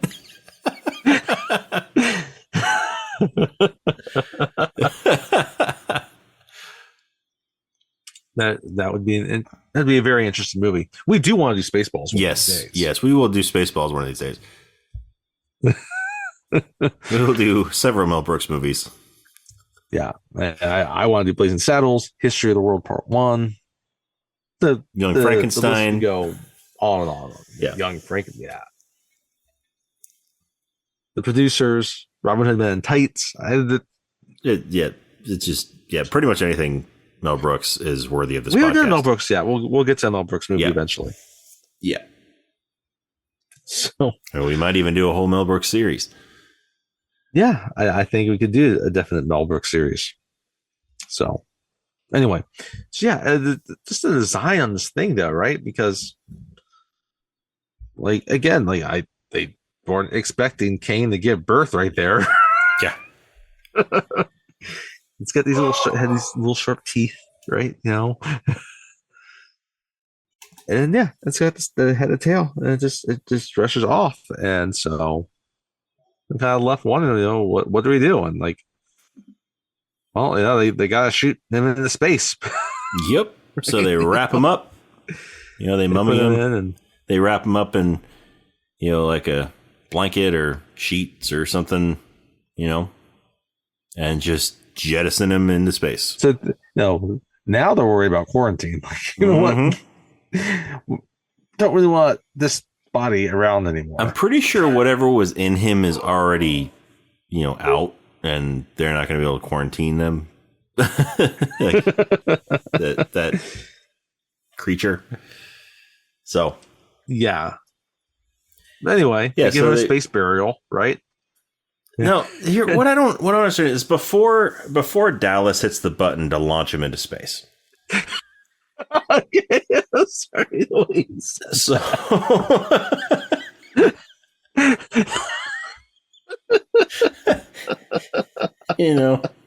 they put his body in the torpedo tube. And Dallas is about to hit the button. And he asks if anybody wants to say anything. Yes. No, it's a very polite way of, Nobody says anything. No, they don't say a thing. Nobody has anything nice to say at Kane's funeral. Nobody has any sort of eulogy. Nothing. I thought he seemed like kind of a nice guy. I did too. No, he's kind of, maybe slightly a grumpy British dude, but okay. He seems kind of nice overall. I mean, there's not even just a simple rest in peace, Kane. Right. Well, okay, so I'm really glad you're bringing this up because it made me kind of think about Cowboys and Aliens, right? Okay. Where they bury, Clancy Brown. Yeah. And it's just there's two people there. And they at least words are given. Yeah, they at least try to say something. They try to come up with something. And even, Daniel Craig doesn't say anything in that scene. I mean, he does. He doesn't say anything silly. He's like, you know what? Those are good words. Good job. Yeah. Sam Rockwell's like, yeah, I think that's good. Right? But yeah, here, nobody even attempts to say anything for Kane. You gotta remember, this is someone that they were adamant had to get back on the ship, even though this massive alien-looking creature is attached to his face. Yeah. Like, nobody even thanked him for introducing this thing that is going to most likely kill everybody.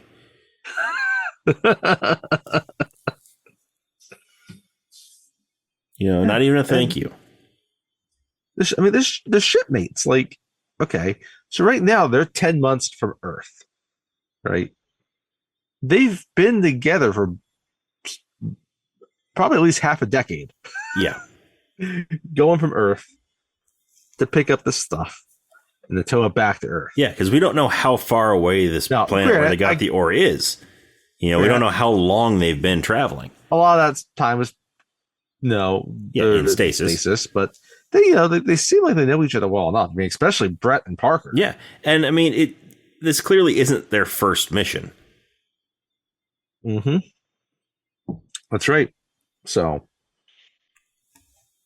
they have there's an ease about all of them when they're at the table, and then even when they're working together. You could tell that they're comfortable working together.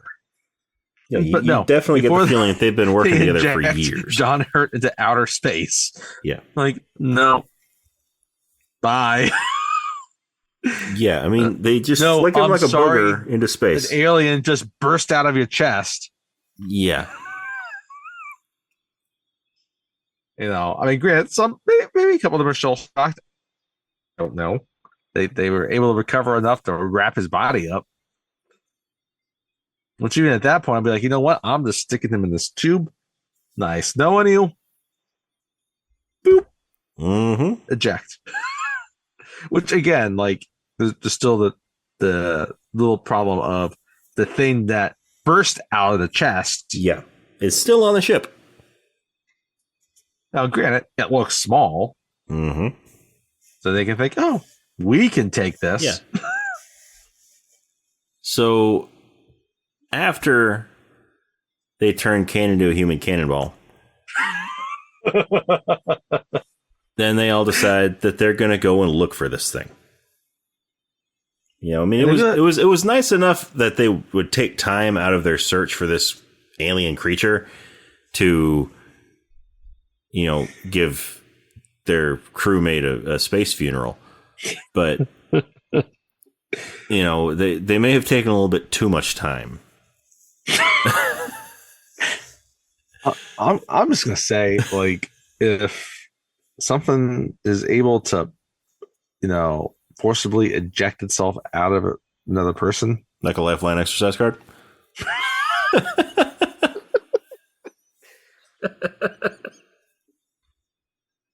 I'm going after it. Yeah. Yeah, I mean... Especially when it's small. Yeah. Like, okay, looking at the thing, it might bite my finger off if I try to grab onto it. No disrespect to Kane or anything, but yeah, if this thing ejected itself out of his chest and ran off, his little space launch can wait. He's not going anywhere. He's not. And clearly the thing that infected him is no longer in him. It's out there somewhere else on the ship. Number one priority becomes finding this thing. Of course, I would have just, either stabbed it with the steak knife or hopefully, I'm in a Quentin Tarantino movie and there's a flamethrower next to me. Yep. And I just burned the body right there. Which, I mean, they do make flamethrowers. Yes. So, excuse me. Yeah. So he makes like 4 of them in 20 minutes. It's great. They make all, yeah. Anyway. So, I think, they launch him into space. He has a space funeral in which no one has even a grumpy word to say about him. Nobody says anything about him. It's sad. Anyway. So, I mean, even one of them could have just said, Kane, you were an asshole. Good riddance. But you were my asshole. Yeah. Yeah. But no, nobody even said anything. Like, nobody said a word. He knows. Maybe he could fart an entire plum. Maybe. And then everybody else would be plumb surprised. But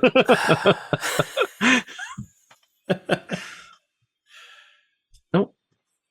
No one's like, yeah, no. Okay. Kane was from Minnesota. I met him 3 years ago. We've mostly slept together, right? His pod was next to my pod. Yeah. No. Anyway. But yeah, nobody's doing anything. But yeah, so then they decide space. He's just gonna just tumbling out there space until whenever, till he comes into a star. He's just doing cartwheels in space, and because when they launch him, he just like starts doing cartwheels. He starts just like tumbling through space. It's not even like a straight shot.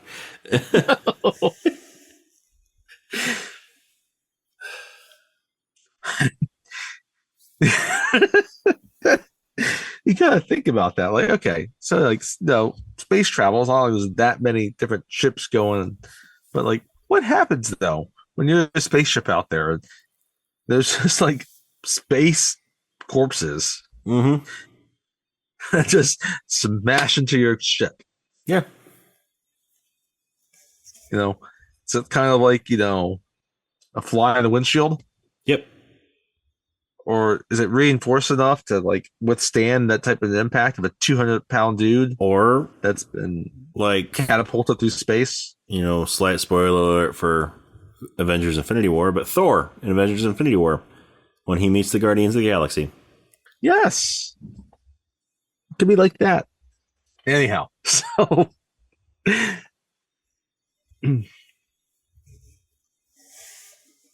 excuse me. So they've launched him, and now they realize, we need to go find this creature. So they're going to split into teams, 2 teams of 3. Right? So you have Ash, Dallas, and Lambert. You got Brett, Parker, and Ripley. Right? And they're supposed to stay together. They are supposed to stay together. But they never stay together. They never stay together. They never stay we follow together. Brett, Ripley, and Parker. And now, as we have talked extensively about Ripley and Sigourney Weaver, knowing that she's kind of in all of these movies, I think you can safe to say the next person that's going to die is either going to be Parker or Brett. Yeah. Yeah. So, they're in a locker room, and, they have a little life science detector. Right. So, that's right. Ash constructs like a detector, right? That's kind of going off changes in the air, essentially. Yeah. So they read some signs of life inside one of the lockers, and so they're sure that this thing's in there. So Parker grabs a net because he's going to catch this thing in a net that was clearly small enough to fit through the holes in that net. They also kind of have like a like a cattle prod type of thing. Yeah, that they can go ahead and it'll just send like electric it'll stun it, kind of shock through it, right? Just stun it. And so they open the locker, And it's Jonesy. It's Jones the cat. And and Brett sees it as, oh, it's just Jones. And he lets it go. He doesn't try to catch it. And it runs off. And Ripley and Parker, they're mad now because, you're supposed to catch it because now, we might pick it up on the scanner again. Yep. If we have it with us, then we know that it's not the alien. So Brett goes off to find Jones. He goes off by himself to find Jones. By himself. And this is the scene that was repeated. Like from here for the next 5, maybe 10 minutes was, repeated. And then, it's basically a 5 to 10 minute scene because I love it because he's by himself and he's in these massive areas, these huge ceilings. And and he's looking around and it's just, I love this scene too because there's no score. It's silent as he's just walking through, and it's empty. And you already have that sense because oh, he's separated off. He's searching. No one's around him. It just builds the tension completely. Yeah. And he goes into an engine room type of place, and you hear like you said, no music, but you hear the chains rattling that are hanging from the ceiling. Yeah. And, there's water dripping, condensation from everything is dripping. It looks like it's raining in there. They do a great job of making him feel super isolated, even though Parker and Ripley are probably only 100 feet away from him. Yeah.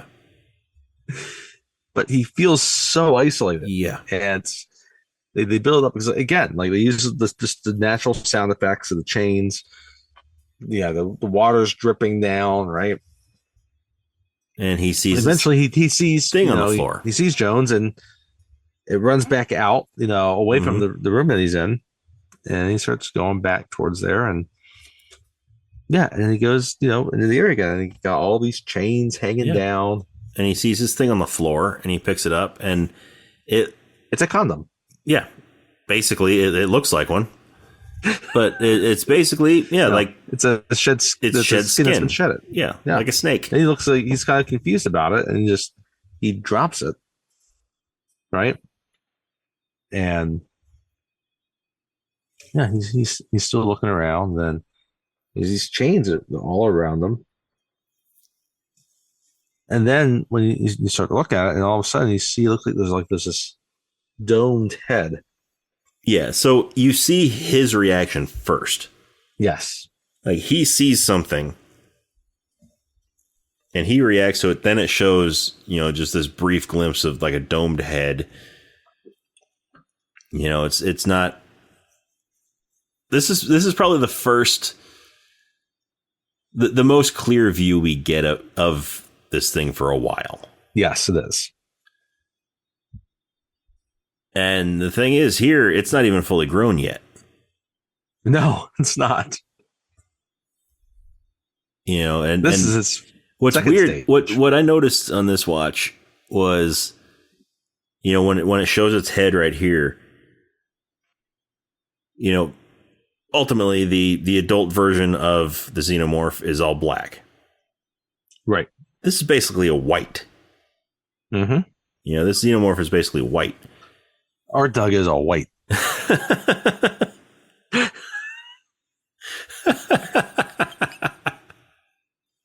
So, anyway, so it clearly doesn't get that pigment until it's more mature state. Mature. Still smart as hell. Yep.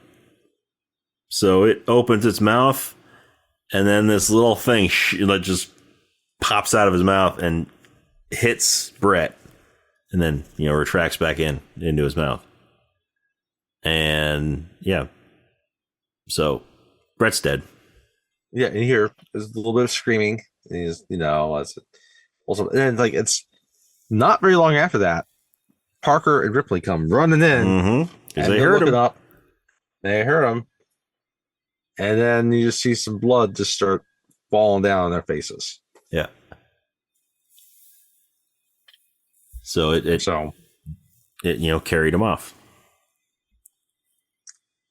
And, it seems like, as we'll get to within this next scene that, Parker was able to catch a brief glimpse of kind of like the size of this creature. Because now they're all together again, they're talking, they're upset about, Brett's died, and they're figuring like, okay, well, it's using the air ducts to move around the ship. Yeah, so they all meet back in the mess hall. And they're, going over the game plan. And, Dallas points out that is it Ripley that points out that the air ducts go straight to the... I want to say it's Dallas that does that. Is it Dallas? Okay. So, anyway. At least he comes up with a plan. Yeah, so the vents go directly to the airlock. Pointed that out, but Dallas has to plan. Yeah, Dallas comes with a plan, yeah.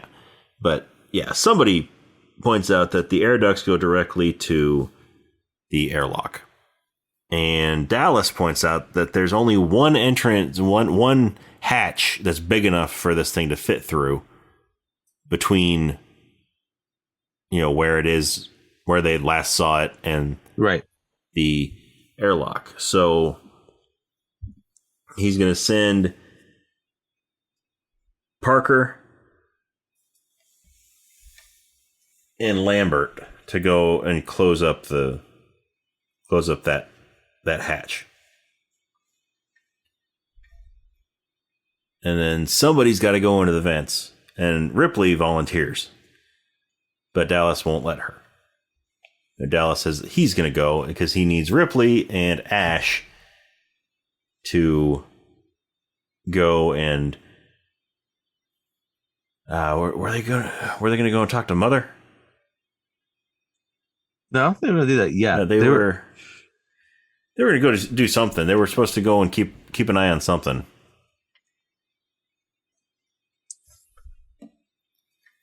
I know because Lambert was going to keep track also once everything was kind of sealed off and Dallas was in the ducts.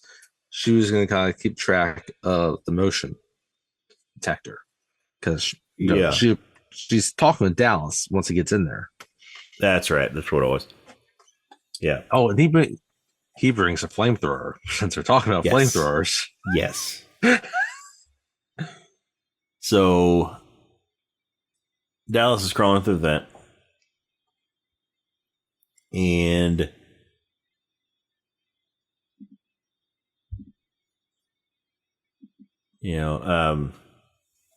they go over to that area where it's, the big enough hatch, and so he climbs in the vent, and then Parker starts closing it up behind him. And so Lambert is looking at the motion sensor and all that, and she sees that the alien is approaching quickly. Yes. And so she's telling Dallas to get out of there. And he can't see anything. He's looking around. Yeah, he's looking around. He can't see it anywhere. And it catches up to him. And he goes down like a level. And he gets in a level, turns around, and there it is. There it is. His arms are open. Yeah. And then it's just silence after. Silence. We don't see what it did to him. But maybe he maybe it was just trying to give him a hug. Yeah. Aliens need love too. He misses his mother and he needs a hug. Yeah. That's all he needed. So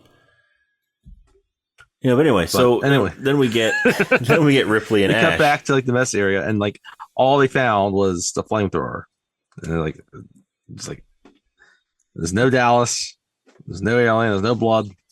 Well, before that though, we have Ripley and Ash in the mess area. They're by themselves because this whole thing happens before Parker and Lambert get back there. So all of a sudden, Ash starts acting really weird. Well, no, I mean, Parker brings back the flamethrower, and then they decide to go ahead with the plan, and then Parker and Lambert leave. Oh yeah, and that's right. when that's right. Ash starts acting. Really weird. Yeah, you're right. So they decide to go along with the plan. They keep going with the plan. And so Ash starts acting really weird and attacks Ripley.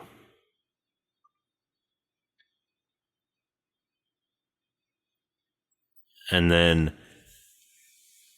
that's when... Well, she decides to go in. She's going to talk to Mother. Yeah, she's going to talk to Mother, and then when he goes attacks into, her. And said, area, we talked about this earlier, when Dallas Scott was the message that woke them up. So she goes in there. She goes into there, and she's by herself. And she really, and at first it's not allowing her access, and she gets around that access, right? And then she sees this thing about some special order, right? Yeah. And she's like, oh, well, what is that? Right? And then it basically, Order the 66. Gist of it. Thank you. I was hoping you'd pick up from that.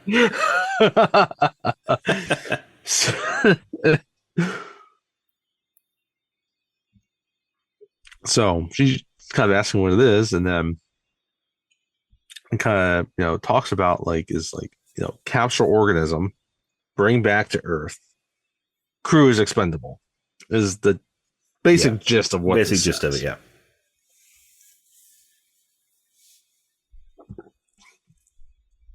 So obviously she reads this, and she's not happy about that at all. No. So she comes out and she's questioning Ash. Well, she's talking to Ash. She's still in there, and then she looks to the left, and Ash is right there.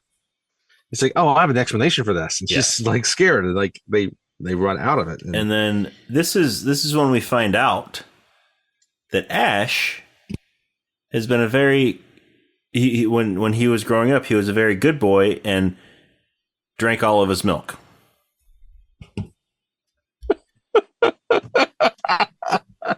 In fact, he drank so much milk that it's starting to come out of his pores. And he's sweating milk.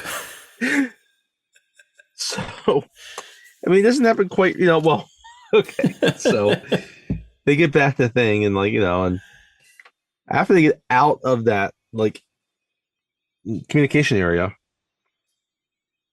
she's pressing for questions, and I guess this has become too much for Ash, because now he's just kind of standing rigidly and sweating milk. He's sweating milk. And he starts twitching and talking funny, and and then but then all of a sudden, he gets the strength, right? And this is in the the mess hall area also, right? So what I've never noticed about this movie until watching it the other day also is that this is a lot like Die Hard, where there's actually pictures of naked ladies in their boobies, because he corners her down and he can kind of see them pinned up on the wall behind him. Okay. See, I didn't notice that. But then he finds a magazine. We have not seen a magazine this entire movie, but he finds one and he rolls it up. Yeah. And he tries to gag her and suffocate her. He tries to shove it down into her mouth to suffocate her. And this is when Parker and Lambert come back. Right? So Parker runs up, he grabs Ash's arm, and he's trying to pull his arm back so that now they all can of a get the sudden, magazine out of her mouth. He's got this big strength now, pushes him away. And then they're able to grab him off. So now Ripley, she's trying to get her breath back, right? Obviously. And then Parker, I forget what Parker picks up, but hits Ash with it. Yeah. Hits Ash with it. Knocks his head off of his shoulders, and so it's just hanging back behind his back. Yeah, he's not decapitated. No, and it's just hanging. So now there's just milk pouring out of his body. It's geysering out of his body, right?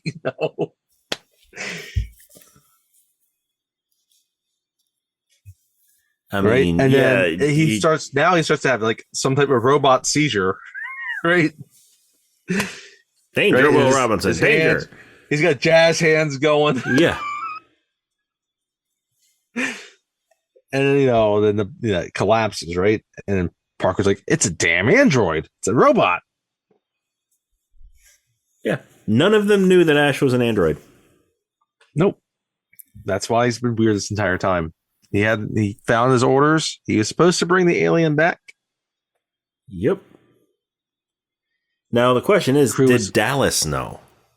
Because Dallas was the captain. Did he know that he had an android on his crew? Or was this something that happened where when they came close to this moon, the message got sent to Wayland Corporation, and then they just sent this directly to Ash? Yeah. Regardless that could be. Of anybody else. Who knows? It could be. It's a good question. It could be. I think either answer is plausible. And then, if Dallas knew, or was, anyway, if none of them knew that he was an android, then was this their first mission with him, or has he been part of their crew forever? That's also a good question. And finally, how does an alien run on milk? Or an android? How does an android run on milk? I know, it's always a question, do they dream of electric sleep? Yes, do they dream of electric sheep? I mean, we'll have to watch. We'll have to watch a different Ridley Scott movie for that answer. Did not address that question. But yeah. Anyway, so they're actually able to set his head back up. Yeah, I love this. I love the special effects here because they're, it's clearly, a fake head and everything, and then, they get it situated and push down on it, and all of a sudden the camera angle changes, and it's Ian Holm. It's Ian Holm. His head is sticking up to the floor. It's no longer a fake head. Ian Holm's obviously below the floor, but his head's sticking up. Mm-hmm. Right. And so they're asking questions. But I love it because it's just his head, it's still detached from his neck, essentially. Yeah. I mean, the body is behind him. You have these little... The body's behind his head. You see the little, the insides of what this robot's supposed to be. Mm-hmm. Yeah, so... When they were asking... The insides, Ash. They've got it there, and then, Ripley is... there's... his chest is cut open, and she's, sitting there poking and prodding at the stuff inside him. Until all of a sudden he just activates. All of a sudden he wakes back up and he still has his memory.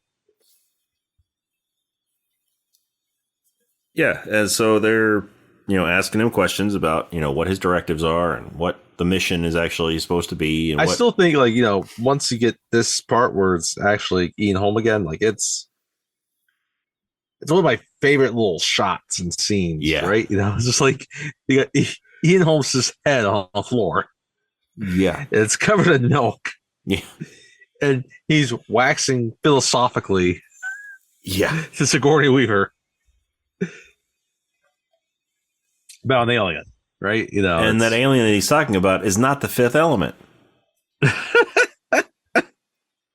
That's right. We have done the Ian Holm movie before with the Fifth Element. It's a good movie. You should go back and catch that episode if you have not listened to it. Yes. But then, he gets to, he's like, he talks about how he admires this creature. Yeah. It just doesn't, it's not thinking like humans think. It's not unburdened or unclouded by morality. It's the perfect being. Does. And it's just the perfect being, just physically. Right. So it's he's like, yeah, I got this, and then it's it's got this pure form to it as well. It's the way he presents it when they're talking to him. Yeah. And so they get that answer out of him, and then finally they ask about about their chances, and he's like, "Well, I won't lie about your chances, but you do have my sympathies." And then they take a flamethrower. Yes. And they just and roast now him. Ian Holm will not be joining them for the rest of his life. And so then the entire objective now is kind of go back to what Dallas's plan was: is travel it through the ducts, get it to the airlock, and then launch it into space. Mm-hmm. But things don't exactly go according to plan. Right. So, Lambert and Parker, right? They're kind of coming back, and they're doing their work to go ahead and execute this plan, right? But then the alien shows up. It's no longer the ducks. So, nope. And I love how Parker, he sees it and he's scared about it, and again, it's just it just kind of happens. Yeah. It's like all of a sudden it's there. Well, Lambert sees it first, doesn't she? Before Parker does? Maybe. It's a good question. Yeah, because Lambert, because it attacks Lambert first. Yes, it does. But yeah, so Lambert sees it because it kind of sneaks up behind her. Right. She sees it, and she's scared as it's breathing down her neck. And Parker has seen it, and he's gonna try to attract its attention to him, but it basically uses its tail to knock him away, swats him away. Right. Yeah. Kills Lambert, as you know, and it's this really great shot, right? Where she's standing there and she's kind of crying and screaming, and this is the one of the things where you get to see the full suit, and it's just kind of walking towards her. And then, the little phallic mouth comes out. She screams. Yep. Right? She gets killed by the xenomorph's mouth dick. It brings the attention to Parker, right? You know what? Since we're getting into that phallic imagery. Parker should just drop his pants. Hey, I want to play swords. And then it walks away in shame. It just walks right into the airlock.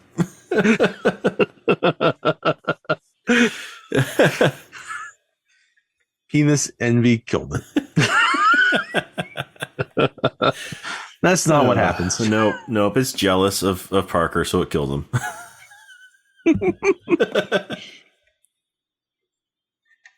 Meanwhile, I should reference earlier in the movie, after they landed on the moon, and the ship was kind of broken, they were communicating with Brett and Parker, via headsets, right? Yeah. About how long it was going to take, and it's oh yeah, we got to do this, we got to do that, and then Brett's tell him 17 hours, and Parker's 25 hours, right? So, and they're actually communicating now with those same headsets, and so Ripley is hearing all of this as it happens. Yeah. And she realizes now, she's the last one. Which, I guess the tagline is wrong for this movie, because she heard their screams. She did hear their screams. Right? And the entire idea is not just to, at this point, they realize that there's the three of them. They can get into there's two escape pods or ships. Yeah. Attached, right? It's basically a shuttle. And they can only fit up to, I think, 4 people. Yeah. So now, there's 3 of them now, right? Yeah. So they can all get in one shuttle. And so the idea was that they were going to blow up the Nostromo. Yeah, they were going to get into one. Yeah, they were going to set a self-destruct and then escape in a shuttle. And so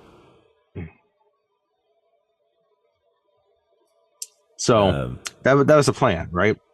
So, but now she hears that and so, she's like, okay, because while they're out there looking for the alien, she's in the shuttle getting it ready. She's prepping it for launch. Yes, that's right. Yeah, she's prepping it for launch, so they have what they need, so that once they escape out, they can get in their stasis, because it has stasis pods.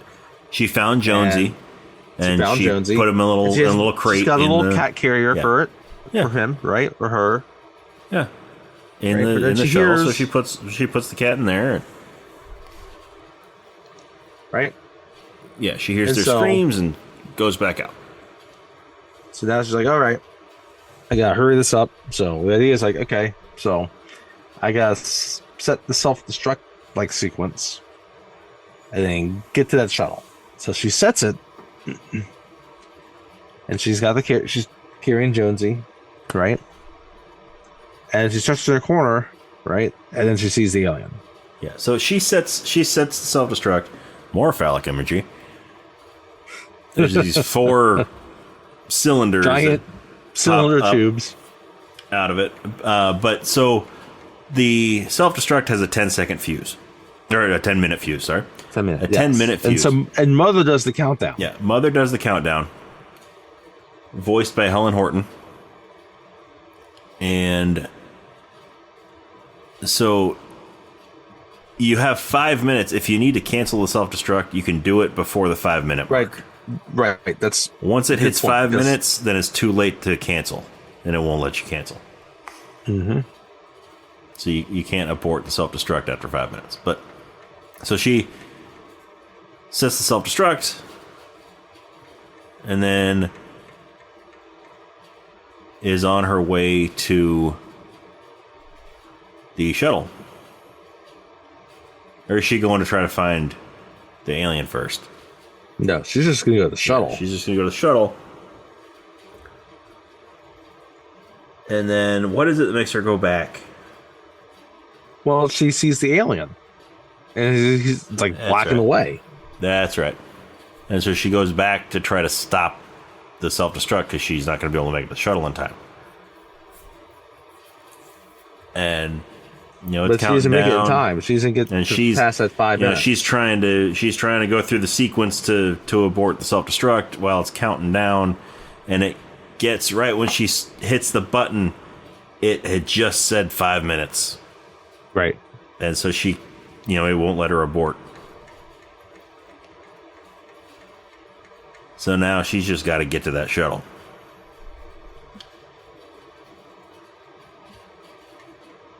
So she barely makes it to the shuttle in time. There's 20 seconds left. Right. She's able to also get Jonesy. She gets Jonesy. There's a scene that when she starts going back, the xenomorph, right, is looking at Jonesy, and he's contained. They can't get to it, right? Yeah.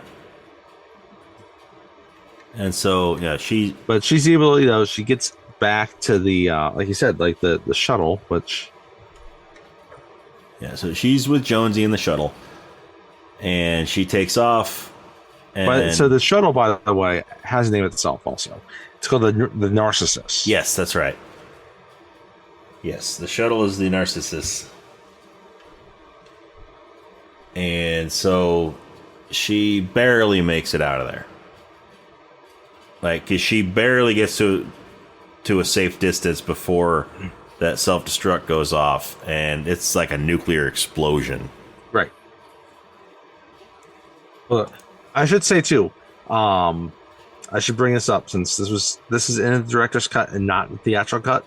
As she's working through the ship, she finds Dallas, these kind of yes, that's right. This wall. This is I'm glad I brought this back up. She finds its nest. She finds the alien's nest, and this is a scene that was not in the original theatrical cut, right? This is the big thing added to the director's cut.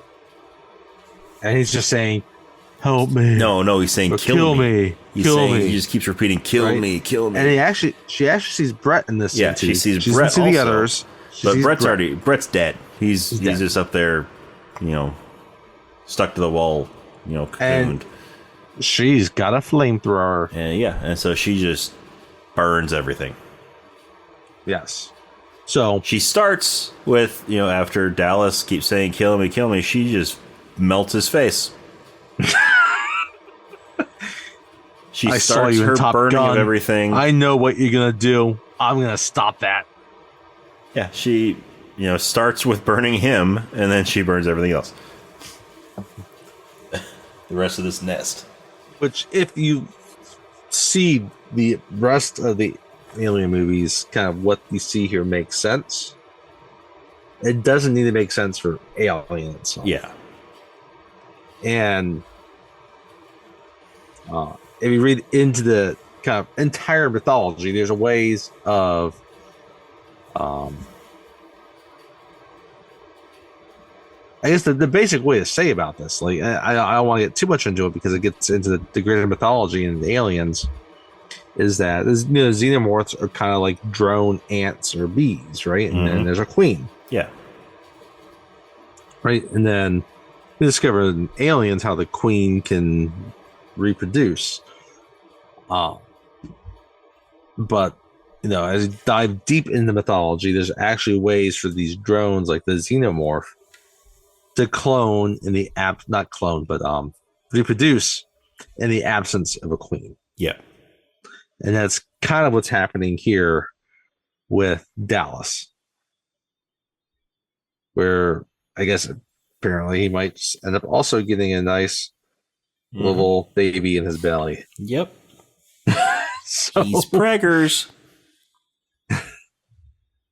Pregger man. Anyway, so. And then, across from him, there was Arnold Schwarzenegger. In there. With Danny DeVito. Yep. Danny DeVito's just smiling. Yep. And Arnold's got a belly. So it explodes, and you see this huge explosion, and she gets some turbulence as it, the shock wave comes through, right? And she now feels relieved. And she's like, right? It's dead. It's back there. It's dead. So we find out what her actual job on the ship was. She gets Jonesy. She puts him in the pod. She takes him out of the little cat carrier, puts him in a pod and shuts it. And then she starts stripping down. And we find out that she was the ship's plumber.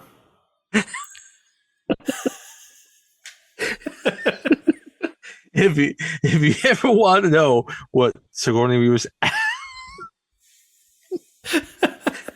she's got a mean case of plumber's crack.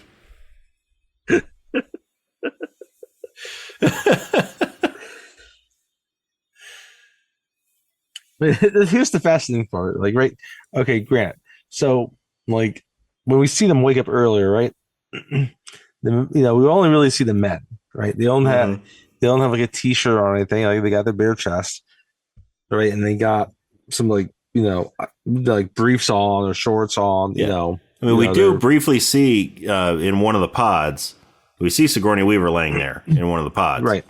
Before, and she's wearing boxers, and she's not wearing a shirt, but she does have a little strap going across. Yes. So what she does here, as she starts to get down and gets ready for her 10-month nap, right? So, she takes off her pants. She's in her panties, right? And she takes off her shirt, and she's basically just got like a tank top on underneath, right? So they're obviously poking, and then turns around, and like you said, from the backside, her panties or undies there are just halfway down her butt. Yeah, she's got a bad case of plumber's crack. and she gets Jonesy, and it's funny, but the specific thing about this, right? We'll get to it in a minute, actually. And she's just doing her normal thing. It's just like any other woman might be going to bed. Yeah. So she's getting ready to get into her pod, and she sees something. She gets over to this area where she's starting to do some things. It's kind of a little mechanical area. And the hand reaches out. His arm, and she sees it, and she's like startled, And she looks at it and she sees it's just kind of laying there across these cables. Yeah. The xenomorph is just laying there. It's just chilling. It's just napping. And thankfully, well, what's interesting about it is like, so I read up on this. Like, there's 2 like pods, Saint pods, on the Nostromo, right? It got in the right one somehow. Yeah. Or she got in the wrong one somehow. Yeah. So she escapes into like this little closet area. There's like this curtain kind of against the wall, and it gets behind there. It's slowly waking up. Yeah. Then getting out as she is climbing in. Well, it's not really waking up. It's just kind of, sleeping. Yeah. It's not really waking up. It's just kind of, moving around and just kind of, how you do when you're sleeping. Kind of talking in its sleep. So, yeah, Xenomorph needed some sleep too. Yep. I mean, it's been a long day. This Xenomorph has had a long day. It's had several meals. Yeah. Yeah. It's like after Thanksgiving. Yeah. All that tryptophan. Yes.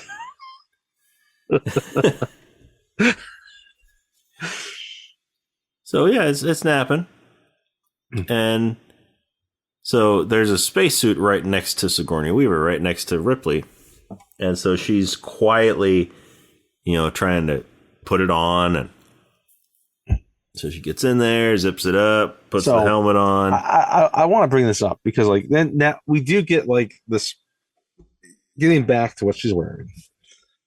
Like there is this reinforcement of kind of like sexual like identity, right? Mm-hmm.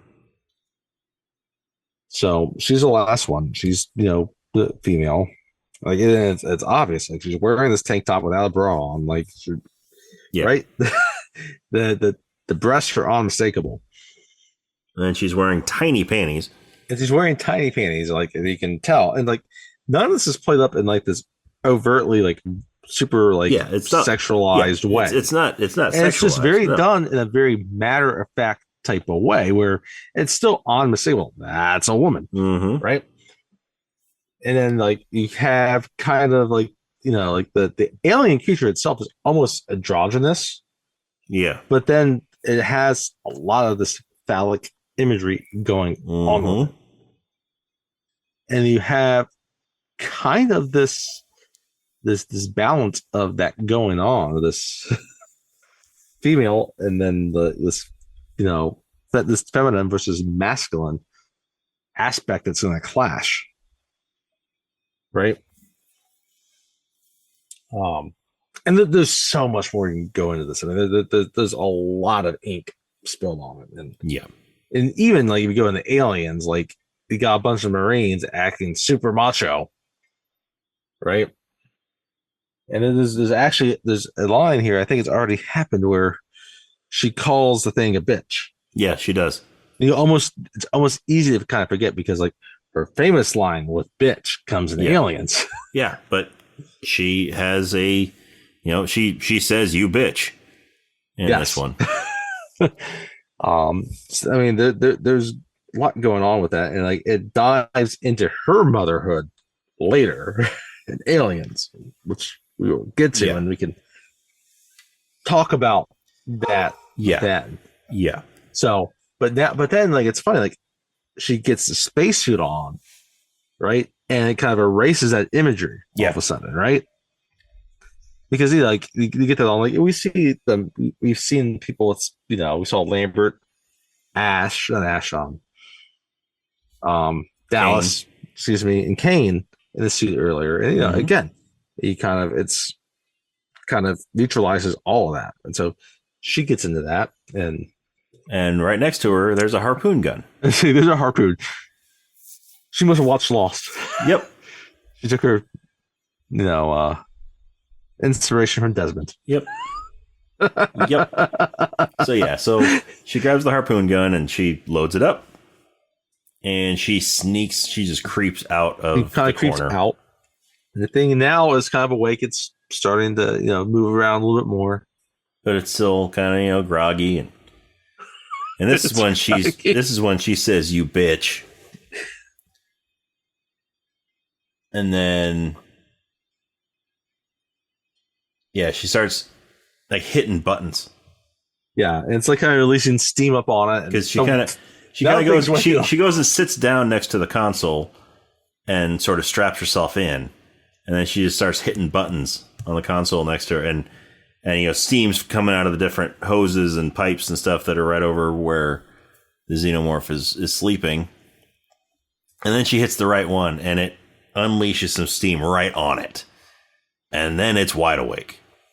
And so I want to bring this up. So while she's doing this, so I guess last week we were doing Fallen, about songs that are associated with Fallen, right? And or just movies, some movies in general, like they get attached to them. Yep. And as she's singing, "Yes, You Are My Lucky Star." Yes, she's singing. It's not a song that you necessarily associate with Alien, but she's, like you said, she's quietly singing it, right? Which is from "Singing in the Rain." Which that song, as you mentioned, in Fallen, right? "Singing in the Rain" is associated with the Clockwork Orange now. Yeah, but she's quietly singing it as she's loading this up and hitting different buttons, right? She's like, "You are my lucky star," right? So which is kind of fascinating to think about, right? Because like this movie takes place after 2100, and I guess not that fascinating if you think about it. Like we can think about what Mozart or other orchestras that wrote stuff 300 years ago. Yeah, and so that would fall in line, I guess. Yeah, true. But yeah, so the xenomorph, gets out of its bed. It's out of bed. It's mad because it was just woken up from its slumber. It demands mom to give it a s'mores Pop-Tart. Mom, give me a Pop-Tart. Mom, meatloaf. Fuck.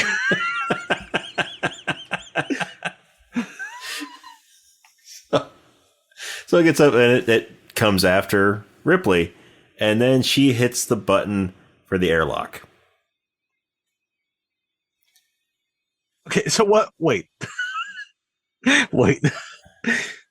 Is that easy to just hit a button and open an airlock? Yeah. On an escape pod? Yeah. I mean, it's more of a shuttle than an escape pod. It's a shuttle. Okay, it's a shuttle. But still, is that easy just to open the airlock? Sure. Yeah. I mean, that's why she had to put the suit on, because it was going to vent the entire place. So she had to put the spacesuit on in case she got sucked out, or, just so she could still breathe while all the air was getting sucked out. All right. Okay. So, she hits the button and, the hatch opens up and everything gets sucked out, and the xenomorph, just before it can get sucked out, it grabs the doorway, it grabs the hatch, and it starts pulling itself back in. And then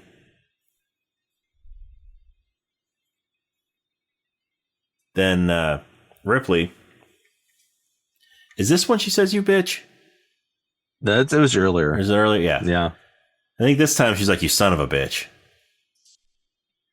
But yeah, she shoots it in the chest with a harpoon. With a harpoon. And that knocks it back out of the hatch. And it goes floating off into space. And she shuts the airlock. And then goes and sends a message. So she's the last survivor of the Nostromo. She's the third mate and the last survivor of the Nostromo. And then she goes and curls up, in her pod. In her stasis pod. Yeah, she gets it's gonna be about 5 weeks before I reach where I need to be, and Yeah. Or 10 weeks, 10, I forget what, yeah, not 5 weeks, but yeah. She gives the whole lowdown. But yeah. She Yeah, so curls up she, with her lays down cat. in there. She's got her cat in there, and she takes a nap.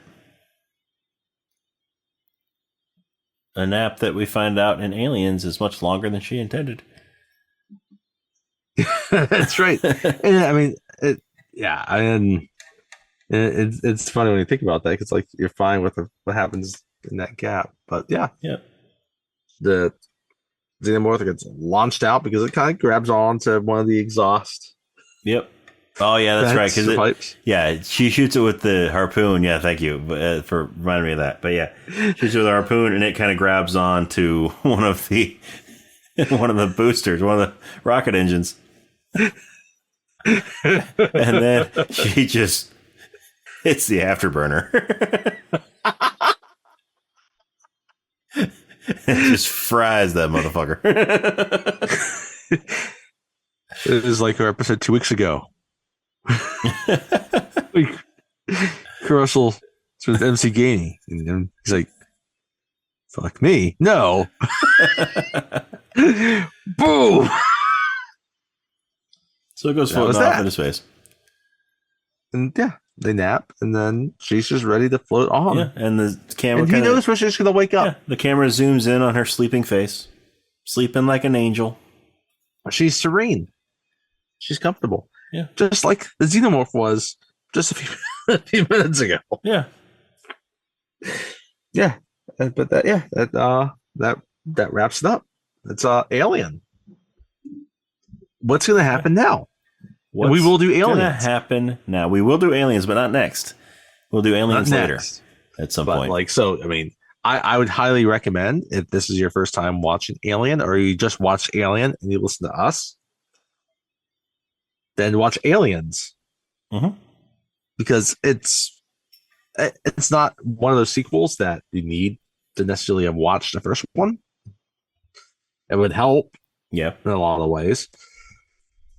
And it's not the two of them aren't together quite like Godfather and Godfather 2 and some other ones, but they work well together. You get a lot of like great backstory if you watch Alien before you watch Aliens, but you're not going to be completely lost especially if you watch Aliens. Ripley's mistrust of androids. Yes, believe it or not. And she becomes an even bigger badass in Aliens. Mm-hmm. Yes, she does. And so yeah, that's Alien.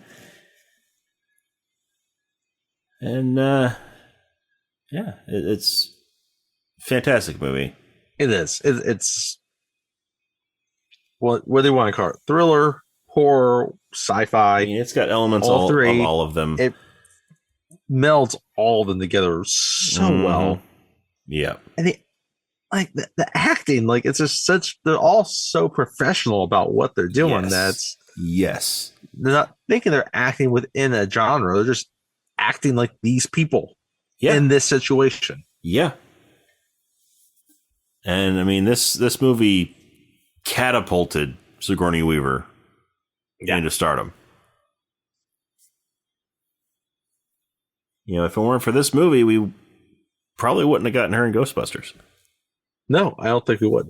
No, it's also about in some ways, I think I would need to look into this, but because she's so successful what she does here, it probably helps make a movie like Terminator possible, where you have a female lead as the action star. Yeah. Right? Yeah. I mean, Sigourney Weaver and Lindsay Hamilton, kind of join in some ways as these massive, stars in these action vehicles. Yeah. These badass female characters. Which all due respect to Meryl Streep, I just can't see her doing what Sigourney Weaver does here. Yeah. And Sigourney Weaver does some serious dramatic roles as well. Yes, she does. We don't need to get into that, but in Galaxy Quest, she was Totally dramatic in that. Yeah. She's great in Galaxy Quest. I'm glad they brought that up.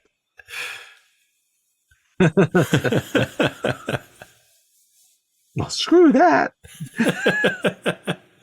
What should we do? Galaxy Quest? I have some information about that scene too. I'm pretty sure it's probably the same information. Probably the same thing. We gotta do Galaxy Quest. It's not a summer blockbuster, so it will have to wait a few months. Yep. It will have to wait a few months, but we will be doing Galaxy Quest at some point. Tim Allen, Sam Rockwell, Tony Shalhoub. That was a winner. Sigourney Weaver, Alan Rickman. All terrific. But and Justin Long's first role. His first movie. That's true too. I'm glad he brought that up also. But we'll get into that when we do Galaxy Quest. But anyway, anything else you want to say about Alien? No. I'm just looking forward to Aliens. Yeah, me too. It's not going to be next. Nope. Our next movie, I'm actually really excited for. Yes. Because we had not done this genre really. No, we haven't. But before we get into that, if you enjoy what you're hearing, what you're listening to, then go ahead and follow us on our social media. We are on Facebook and Instagram and Threads. It is Rob and Tony Cinematic Adventure. The and is spelled out, A-N-D. It's not an ampersand like it is in the name of the podcast. We're also on Twitter or X, and that is R&T Cinematic. And if you want to check out some of our movie reviews, some movies we've done on the podcast, some we haven't done, some we will do, some we won't do, then check out our Letterboxd. That is Cine Adventure or Cine Adventure, C-I-N-E Adventure. And if that's not enough for you, if you just have to reach out to us and let us know how much you love this podcast or how much you hate it, everybody's entitled to their own opinion. We can take the hate. Yeah. But yeah, if you want to reach out to us, then you can send us an email at robandtonycinematicadventure@gmail.com. Once again, the and is spelled out. A-N-D. It's not an ampersand like it is in the name of the podcast. But yeah, just let us know. What did you think of Alien? Do you love it? Is it your favorite of the franchise? Do you prefer Aliens? What do you think? And, are there other movies in this vein that you want us to do? Maybe Event Horizon. Maybe. That would be an interesting choice. It's been a while since I've seen that movie. It'd be nice to watch it again. But anyway, let us know what you think. And yeah, if you're enjoying what you're hearing, then go to our social media, give us a like and a follow. Go to your favorite podcast app, wherever you're listening to us.